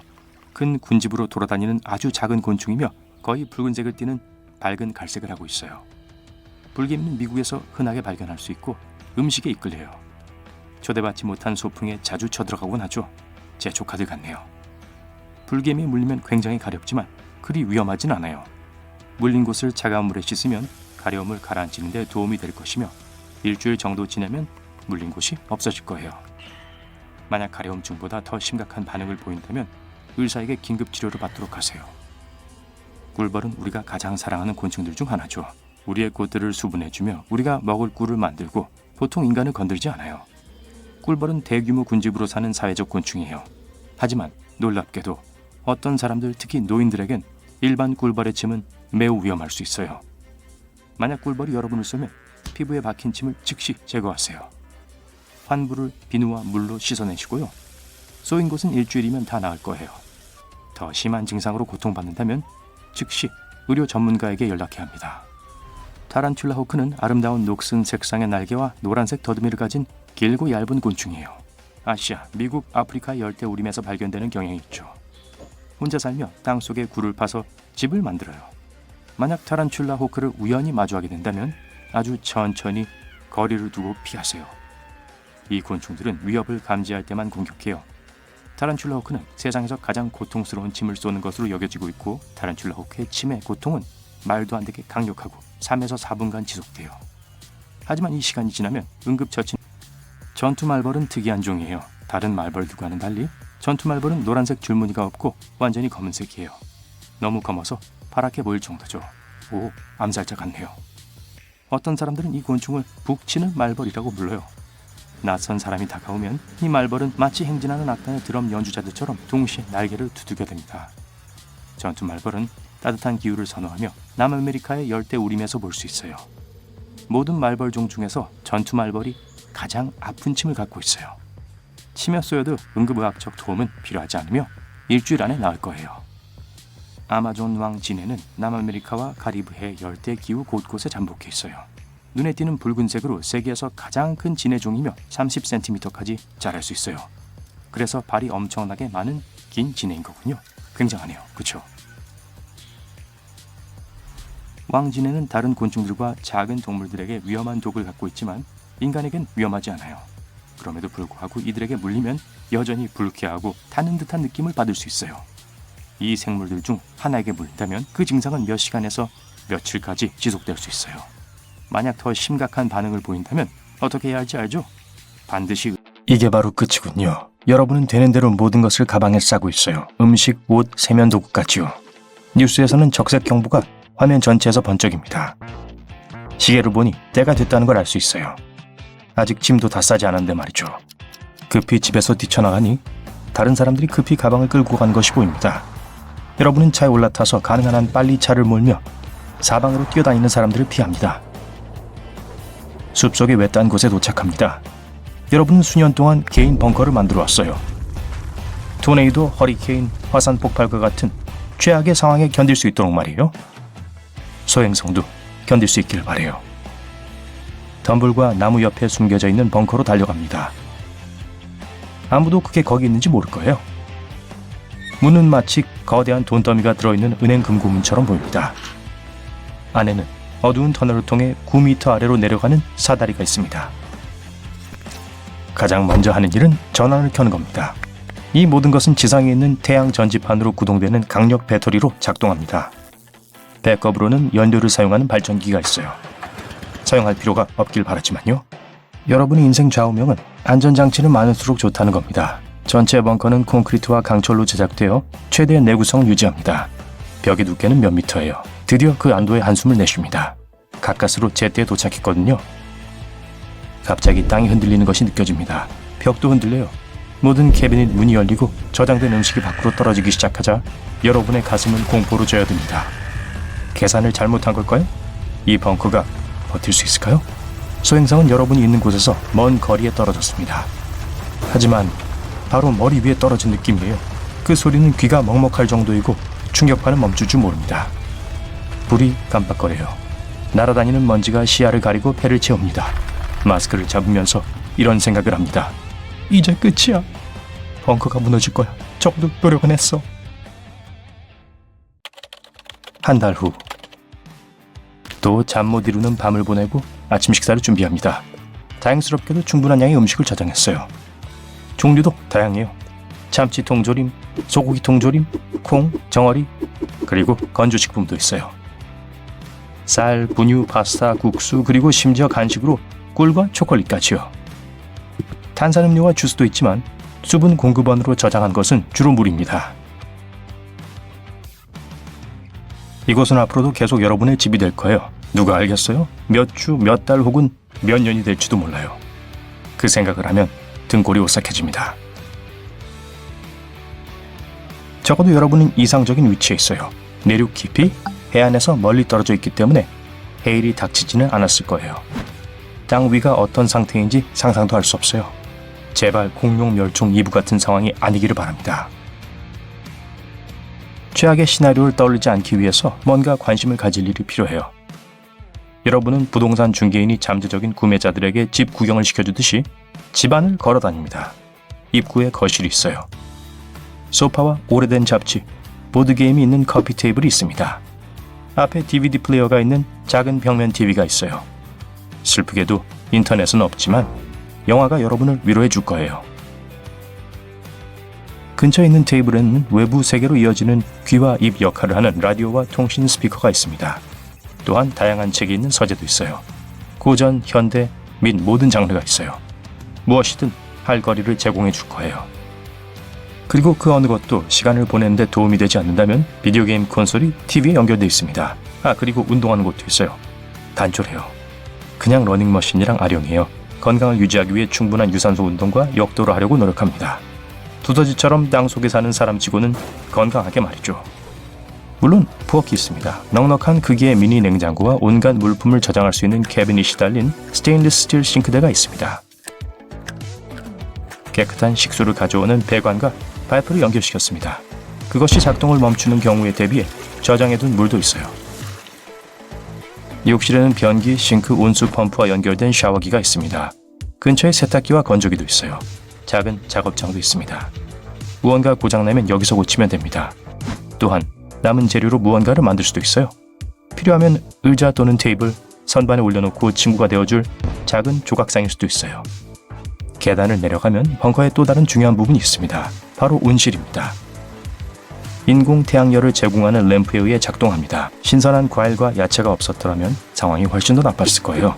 자급자족할 수 있어요. 썩거나 실패한 작물들은 토양에 영양을 공급하기 위해 퇴비를 만드는 데 들어갑니다. 단백질 공급을 고기에 의존할 수는 없어요. 퀴노아, 콩, 렌틸콩, 병아리콩, 버섯 등이 그 일을 대신합니다. 만약 몸이 필요하는 모든 미네랄을 얻지 못할 경우를 대비해서 종합 비타민도 비축해뒀어요. 비타민 D는 햇빛이 없는 지하에서 생활하려면 꼭 필요한 영양소입니다. 작은 지하 농장에서 멀지 않은 곳에 침실이 있습니다. 퀸 사이즈의 침대가 있고 오른쪽에는 나이트 스탠드가 있고 왼쪽에는 작은 옷장이 있습니다. 옷은 별로 다양하진 않지만 똑같은 옷을 2번 입는다고 해도 먼지 진드기 말고 누가 눈치채겠어요. 발전실을 찾기 위해 사다리를 내려갑니다. 더 깊은 지하에 있고 방음제로 밀봉된 이유가 있습니다. 가끔 발전기가 작동하는데 그 소음이 심해요. 또한 환기 시스템과 연결되어 있어 배기가스가 밖으로 나가게 됩니다. 그리고 폐 역할을 하는 방이 있습니다. 이 모든 이상하게 생긴 상자들은 바깥 세상에서 산소를 들여오는 펌프들입니다. 하지만 벙커 안으로 주입되기 전에 공기를 깨끗하게 하는 첨단 여과 시스템을 가지고 있어요. 이 아래에는 창고도 있습니다. 모든 여분의 물건들은 여기 보관합니다. 여분의 소파, 매트리스, 싱크대, 혹시 모르니까 냉동식품을 위한 냉동고 2개 있어요. 그럼 벙커에서의 하루는 어떨까요? 우선 아침을 만들고 커피 한 잔을 즐깁니다. 그런 다음 통신 라디오로 가서 외부로부터 어떤 소식이 있는지 듣습니다. 지금까지는 아무것도 없어요. 일을 마치자마자 잠깐 농사일을 위해 온실로 향합니다. 적어도 약간은 바깥에서 자연을 즐기는 것처럼 느껴지기 때문에 그 안에 있는 것을 정말 좋아합니다. 잘 익은 것들은 다 골라 부엌으로 가져와 씻습니다. 그러다 보면 벌써 점심시간이에요. 오이, 토마토, 상추로 만든 멋진 샐러드를 준비합니다. 비트도 곁들여서 파스타와 함께 먹습니다. 점심 식사 후에 한동안 보지 못한 DVD를 봅니다. 영화가 끝난 후 돌아다니면서 산소 레벨과 물을 재빨리 확인합니다. 오늘이 바로 예정된 발전기 점검 날이기도 해요. 지하실로 내려가서 연료 레벨과 산소 필터를 살펴봅니다. 지금까지는 괜찮아요. 하지만 훨씬 더 오래 머물게 될까 걱정이 됩니다. 연료가 떨어지면 어떡하죠? 작업장에서 이것저것 만지작거리며 몇 시간을 보냅니다. 현재로서 수리가 필요한 일은 없고 오늘은 별로 뭘 만들고 싶은 기분도 아니어서 체육관으로 향합니다. 오늘은 다리 운동 날이에요. 힘들어요. 달라지지 않은 것도 있군요. 어느새 저녁 먹을 시간이에요. 국수를 데우고 거실에서 뮤직 플레이어로 음악을 들으며 쉽니다. 이 벙커를 만드는 데는 부지를 파헤치고 건설, 마지막으로 생존에 필요한 모든 시스템을 설치하는 데 1억 원이 조금 넘는 비용이 들었습니다. 벙커를 위한 여분의 음식과 개인적인 활동 장비들은 포함되지 않아요. 네, 여러분은 운이 좋아요. 그 모든 사치품들이 삶을 윤택하게 만들어줍니다. 거의 말이죠. 한 달이 지나도록 바깥 세상으로부터 새로운 소식은 없습니다. 여러분은 항상 약간 내성적인 편이었지만 이곳에서의 생활이 약간 힘들어지기 시작합니다. 외로워집니다. 라디오 소리에 정신이 번쩍 듭니다. 잡음인가요? 아니요? 목소리가 흘러나와요. 누군가 여러분에게 연락하려고 하고 있어요. 너무 놀라서 통신 라디오로 달려가다가 발에 걸려 넘어질 뻔했어요. 해냈어요. 여러분은 온갖 감정이 휩싸입니다. 지하에서 생활하는데 꽤 익숙해져 있어요. 하지만 이제 드디어 그 문을 활짝 열고 세상으로 나갈 때가 왔어요. 아름다운 자연과 신선한 공기에 둘러싸여서 문명으로부터는 멀리 떨어져 힐링과 명상의 시간을 보내려고 하시는군요. 여기까지 꽤 오랫동안 걸어오셨으니 이제 텐트를 치고 자리를 잡아야겠죠. 주변엔 숲이 울창해서 텐트를 치기에 적당한 장소가 없네요. 그런데 그때 나무가 전혀 없고 낮게 자란 덤불만 드문드문 있는 멋진 들판을 발견했어요. 그럼 그곳으로 가서 텐트를 설치해 볼까요? 땅이 유난히 부드럽고 매끄럽지만 별 신경은 쓰이지 않습니다. 오히려 더 좋죠. 칼로 버터를 찌르는 것처럼 말뚝이 흙 속으로 쑥 들어갑니다. 텐트를 다 치고 나니 벌써 날이 어두워져서 여러분은 텐트 안으로 들어가 아늑한 침낭 속으로 기어 들어갑니다. 뭔가 이상하다는 섬뜩한 느낌이 들어 잠에서 깨셨군요. 축축한 느낌이 드시나요? 여러분은 침낭 안에서 꿈틀거리기 시작합니다. 바닥이 완전히 흠뻑 젖었어요. 여러분은 텐트에서 최대한 빨리 빠져나왔습니다. 그리고 텐트가 땅속으로 가라앉기 시작하는 것을 보게 되죠. 늪에 텐트를 쳤던 거예요. 그래도 운이 좋았어요. 늪은 항상 분명해 보이지 않습니다. 무릎까지 흙에 잠겨서 문제가 생길 때까지 늪인지 눈치를 채지 못할 수도 있어요. 빠져나오는 것도 어려울 수 있어요. 이끼와 뿌리는 부드러운 속으로 여러분을 천천히 아래로 끌어당깁니다. 그리고 발을 들어 올리려고 하면 신발은 잃어버리게 될 확률이 높아요. 여러분이 무엇을 찾아야 하는지 안다면 숲속에서 늪을 찾기 꽤 쉽습니다. 만약 빽빽한 덤불 속에 있는데 이끼와 드문드문 덤불만 있는 곳에 햇볕이 반짝이는 공터가 있다면 그곳이 늪일 가능성이 높습니다.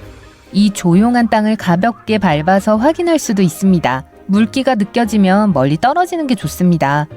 이 늪이 위험할 수 있는 또 다른 이유 중 하나는 산불입니다. 늪에서 아주 가까운 곳에서 모닥불을 피우면 불이 번질 수 있습니다. 특히 강한 바람이 분다면 말이죠. 늪과 습지는 물과 이끼층 아래에 타르가 가득 숨겨져 있습니다. 불이 붙기 시작하면 불을 진압하는 건 거의 불가능할 거예요. 모닥불을 피우기 전에 항상 늪에서 안전거리를 유지하세요. 야외에서 캠핑을 할 때 또 다른 흔한 실수는 위를 올려다보지 않는 것입니다. 텐트를 세울 수 있는 견고한 땅을 발견했다고 생각해 봅시다. 그리고 지저분한 솔방울과 돌을 치우고 근처에 개미집도 없는지 모두 확인했다고 해보죠. 밤에 뭔가가 여러분의 침낭 안으로 들어오는 걸 바라진 않으시죠? 선택한 장소는 완벽합니다. 그리고 여러분이 텐트에 기대둔 나무가 바람과 비로부터 여러분을 지켜주고 있습니다. 랜턴을 끄고 잠을 자려고 하는데 갑자기 야수가 텐트를 덮치기라도 한 것처럼 텐트가 휘청거립니다. 당황한 여러분은 밖으로 뛰쳐나갑니다. 그리고 텐트 꼭대기에 거대한 나뭇가지가 떨어진 걸 발견했습니다. 최악인 사실은 캠프를 설치하기 전에 위를 올려다봤더라면 이런 일을 예상할 수 있었다는 거죠. 반쯤 부서지고 썩은 나무까지는 발견하기 쉽죠. 그리고 그 밑에 바로 텐트를 치는 건 결코 좋은 생각이 아닙니다. 그런 가지는 언제라도 끊어질 수 있어요. 텐트를 찢어서 사람이 다치지 않았다면 운이 아주 좋은 거예요. 그거 아시나요? 수십 명의 캠핑객들이 매년 이런 실수를 저질러서 종종 큰 대가를 치릅니다. 위를 살펴보면 여러분께서는 위에 말벌둥지나 거미줄이 없는지를 확인할 수도 있습니다. 나뭇가지보다 더 위험할 수도 있어요. 말벌은 방해받는 걸 싫어하거든요. 그리고 거미에겐 독이 있을 수도 있습니다. 만약 아름다운 강을 발견하고 그 강둑에 텐트를 치기로 결정한다면 여러분이 텐트를 정확히 어디에 쳐야 할지 조심하도록 하세요. 특히 봄이나 가을에는 물 가까이에 머문다면 한밤중에 물 위에 둥둥 떠있게 될지도 모릅니다. 낮과 밤의 일기예보를 항상 확인하세요. 비가 올 가능성이 있다면 물, 특히 강에서는 멀리 떨어지는 게 좋습니다. 비가 강의 수위를 높여 둑을 터트리게 하고 여러분의 작은 텐트가 물에 잠겨 휴가를 망칠 수도 있어요. 하지만 물에서 멀리 떨어져 있어도 비는 캠핑을 망칠 수 있습니다. 자, 다시 한번 숲 깊숙한 곳에 가보죠. 울창한 나무와 비가 바람으로부터 텐트를 지켜주고 있고 비 때문에 숲 바닥에 물이 고여 있기는 하지만 적어도 아까의 공터만큼 나쁘지는 않습니다. 다음 날 밤 다른 곳에 텐트를 치려고 하는데 땅이 부드럽고 축축한 것 같군요. 하지만 늪은 아니에요. 그저 어젯밤에 비로 인해 흙이 젖은 것 뿐이에요. 하지만 이런 곳에 있다면 땅이 단단한 곳으로 이동하는 게 좋을 거예요. 문제는 부드럽고 젖은 땅이 텐트 밑에서 언제 슬금슬금 빠져나오기 시작할지 모른다는 거예요.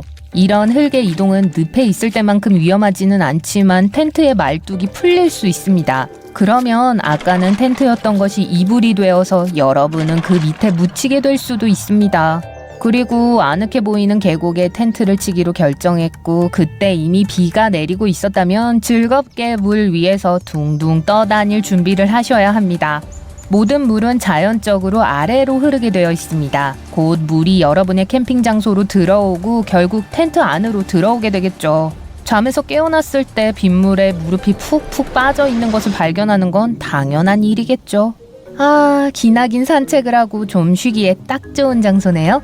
언덕 꼭대기에 있어서 근처에 물도 없고 햇빛이 잘 비추고 가로막는 나무 한 그루도 없습니다. 일광욕을 하면 정말 멋지겠죠? 글쎄요, 처음 몇 시간 동안은 즐거울 수 있겠지만 오래 머물다 보면 왜 이 결정이 잘못되었는지 알게 될 겁니다. 직사광선은 텐트의 소재 때문에 몇 시간 안에 텐트를 뜨겁게 만들 수 있습니다. 그리고 텐트 안으로 기어 들어가는 순간 피부로 그 열기를 느낄 수 있을 거예요. 밤이 되어 텐트가 좀 식을 때까지 여러분은 그 안에 들어가고 싶지 않을 겁니다.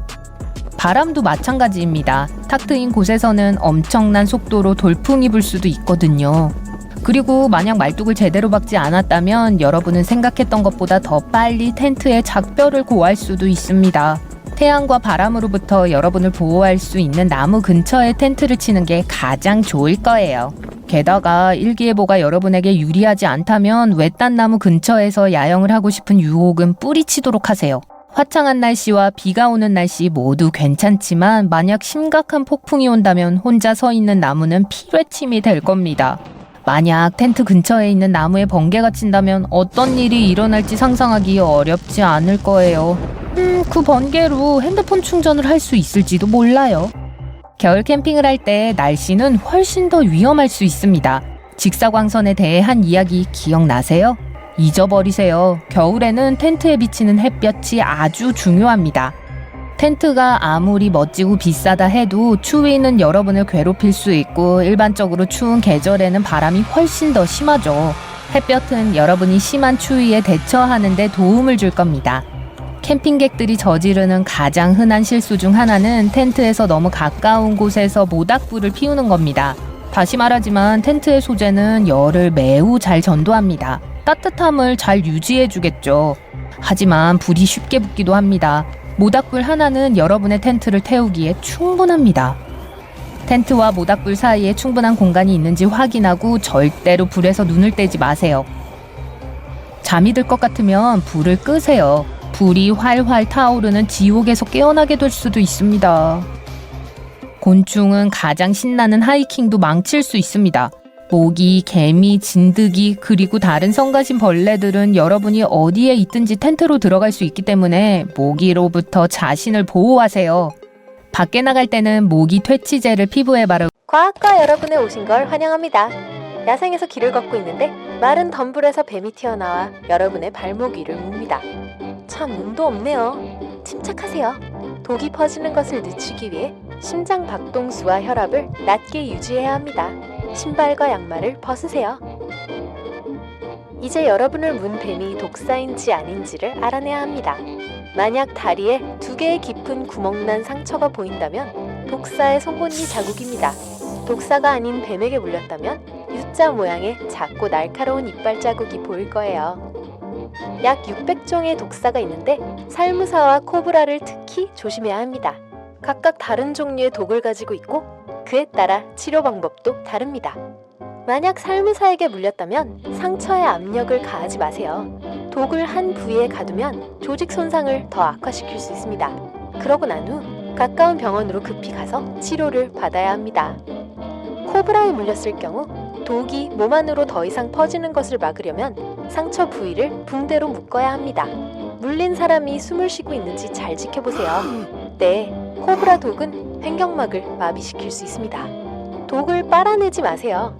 독은 온몸으로 빠르게 퍼지기 때문에 이렇게 하는 것은 거의 도움이 안 됩니다. 어떤 뱀에 물렸는지 자세히 보고 가능하면 뱀 사진을 찍어서 의료진에게 보여주도록 하세요. 화면에 잘 보이도록 찍으세요. 뱀에서 알레르기로 넘어가 볼게요. 대부분의 사람들은 콧물이나 재채기로 알레르기를 일으키는 물질에 반응합니다. 하지만 훨씬 더 복잡한 반응을 보이는 사람들도 있어요. 가려운 발진은 알레르기 반응의 징후일 수 있습니다.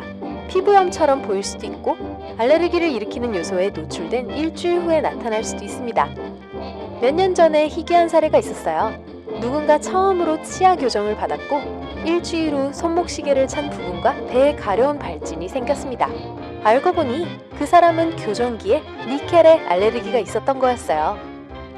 만약 햇볕에 한두 시간 동안 앉아있은 후에 피부에 물집이 생긴다면 햇볕에 탄 것이 아니라 알레르기 반응일 겁니다. 또한 피부가 붉어지고 작은 돌기가 솟아오르고 피부가 벗겨질 수도 있어요. 그럴 때는 빨리 응급실로 가세요. 전문가들이 테스트를 진행한 후 어떻게 해야 하는지에 대한 조언을 해줄 겁니다. 때때로 약물이 알레르기를 일으키기도 하고 라임 같은 과일이나 파스닙도 원인이 될 수 있습니다. 꽃가루 알레르기가 있다면 과일과 채소를 멀리하세요. 일부 과일과 채소에는 꽃가루에서 발견되는 것과 같은 단백질이 함유되어 있고 여러분의 면역체계는 그 단백질에 진짜 꽃가루처럼 반응합니다. 가려움증, 입과 얼굴의 부종 등과 같은 알레르기 증상을 유발할 수 있어요. 무슨 말인지 아시겠죠? 손에 깊은 상처가 났다면 구급차를 부르는 게 우선입니다. 구급차가 도착할 때까지 팔을 올리고 깨끗한 압박 붕대로 상처 부위에 압력을 가합니다. 붕대를 제거하지 마세요. 나중에 의사나 간호사가 제거하도록 두세요. 압박 붕대가 충분하지 않다면 교체하지 말고 계속 추가하면서 압력을 지속적으로 가합니다.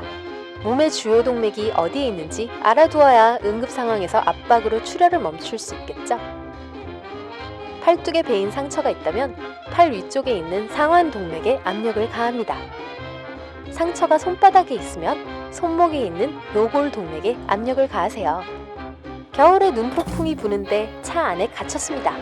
밖은 춥고 몸이 떨리기 시작합니다. 그건 좋은 일이에요. 기온이 편안한 수준 이하로 떨어지면 우리 몸은 떨리기 시작합니다. 이렇게 하면 신체의 표면 열 생산량이 500% 증가합니다. 하지만 이런 떨림이 여러분을 오래 따뜻하게 해줄 수는 없어요. 얼마 후 근육의 연료가 고갈되고 근육이 수축을 멈출 것입니다. 만약 갑자기 누군가가 몸떨림을 멈추고 피곤해하면서 잠들려고 한다면 빨리 행동해야 합니다.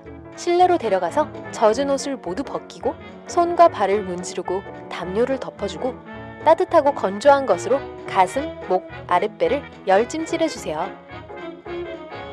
절대로 팔이나 다리에 열찜질을 하지 마세요. 갑작스러운 열기는 차가운 피를 심장, 뇌, 폐로 다시 밀어내서 신체의 심부 체온을 떨어지게 합니다. 허허벌판에 있는 도로를 주행하다가 기상특보 라디오 방송을 듣게 됩니다. 지역에 토네이도 주의보가 내렸다는 건 토네이도가 일어날 가능성이 높다는 것을 의미합니다. 토네이도 경보는 토네이도가 레이더에 나타났거나 직접 목격되었다는 뜻이에요. 우박도 주의해야 합니다. 우박은 폭풍 속의 상승 기류가 비를 두꺼운 구름 속으로 밀어넣어 비가 얼 때 나타납니다. 하지만 토네이도가 다가오면 비 없이 우박이 내릴 수 있어요. 그러면 모든 것이 조용해집니다. 공기는 고요해지고 바람도 불지 않죠. 갑자기 구름이 회전하는 패턴이나 하늘을 향해 빠르게 움직이는 것이 보입니다. 토네이도가 가까워질수록 요란한 폭포수 소리가 굉음으로 변합니다. 기차나 제트기 소리와 비슷할 거예요. 잔해가 떨어지기 시작하고 깔때기 모양의 구름이 회전하기 시작하여 나뭇가지와 잎을 위로 당깁니다. 토네이도가 좌우로 움직이지 않는다면 여러분을 향하고 있는 거예요. 토네이도가 너무 가까이 올 때까지 깨닫지 못할 수 있습니다. 대피하세요. 집에서 TV를 보면서 쉬고 있는데 소름 끼치는 윙윙거리는 소리가 들립니다. 부드러운 바람 소리 같지만 모든 문을 확인해봐도 열린 곳이 없어요. 다음날 가슴에 압박감이 느껴지고 시간이 지날수록 더욱 악화됩니다. 그러다가 가슴 통증과 함께 무서운 피로감이 뒤따릅니다. 몸에 이상이 있다고 생각하지 않을 수 없지만 사실 문제는 집안에 있습니다. 일산화탄소 중독일 수도 있어요. 집안에 가스가 가득 차면 혈류 속에 쌓이게 되고 몸에 있는 산소를 대체합니다. 일산화탄소 중독은 또한 두통, 메스꺼움, 그리고 혼돈을 일으킬 수 있습니다. 그런 경우 밖으로 나가서 신선한 공기를 마시고 구조를 요청하세요. 또한 일산화탄소 경보기를 복도나 침실에 설치하세요. 1년에 2번 배터리를 확인하고 알람이 울리면 집 밖으로 나가고 도움을 요청하세요. 스케이트를 타러 갑니다. 호수의 얼음은 전보다 더 두꺼워 보여요. 아, 이런! 얼음이 갈라지는 소리가 들리더니 얼음물에 빠지고 맙니다. 먼저 급격한 기온 변화로 인해 여러분의 몸은 충격에 빠집니다. 걱정 마세요. 1에서 3분 후면 지나갈 거예요. 이제 여러분은 단단한 얼음 조각을 찾아서 꼭 잡고 있어야 합니다. 기어오르려고 하지 마세요. 그냥 팔을 얹고 다리를 차서 얼음 조각을 앞으로 밀어줍니다. 그러면 얼음 위로 몸을 끌어올리는데 도움이 될 거예요. 일단 얼음 위에 올라가거든 일어서지 마세요. 만약 일어서면 여러분의 체중은 더 작은 얼음 부위에 집중될 것이고 그러면 얼음이 다시 깨질 거예요. 단단한 얼음 위에 도착할 때까지 몸을 굴리세요. 뜨거운 차에 유리창을 깨야 한다면 어떻게 해야 할까요? 자동차 창문은 충격에 견딜 수 있는 여러 층의 재료로 만들어져 있습니다. 여러분이 해야 하는 일은 다음과 같습니다. 자동차의 뒷유리창이나 앞유리창을 깨려고 하지 마세요. 깨기가 더 힘듭니다. 조수석과 운전석 측 창문을 노리세요. 망치가 있다면 유리 한가운데를 치지 마세요. 유리 가장자리를 쳐야 유리가 더 잘 깨집니다. 그런데 창문이 망치며 드라이버며 주변에 있는 온갖 도구를 사용했는데도 깨지지 않는다면 작고 뾰족한 돌멩이를 찾으세요. 그것도 안 된다면 최선의 방법은 자동차의 스파크 플러그를 사용하는 겁니다. 후드를 열고 스파크 플러그를 뽑아서 도자기 케이스를 부순 다음 깨진 세라믹 조각을 창문을 향해 던집니다. 한여름 태평양 연안 어딘가에서 휴가를 보내고 있군요. 갑자기 강한 지진이 느껴집니다. 다가오는 쓰나미의 첫 번째 경고 신호일 수 있어요. 아니면 수천 킬로미터에 걸쳐 큰 파도가 일어날 수도 있습니다. 쓰나미가 다가오고 있다는 또 다른 징후들도 있습니다. 하나는 수위의 변화인데 상승하거나 하강할 수도 있어요. 만약 바닷물이 빠르게 빠지고 해저면이 노출되는 것이 보이거든 적어도 해발 30.5m 높이의 1.6km 내륙으로 대피해야 합니다. 많은 전문가들은 일단 바닷물이 빠지기 시작하면 거대한 파도가 치기까지 5분의 대피 시간이 있다고 말합니다. 기억하세요. 지금까지 과학과 여러분에서 전해드렸습니다.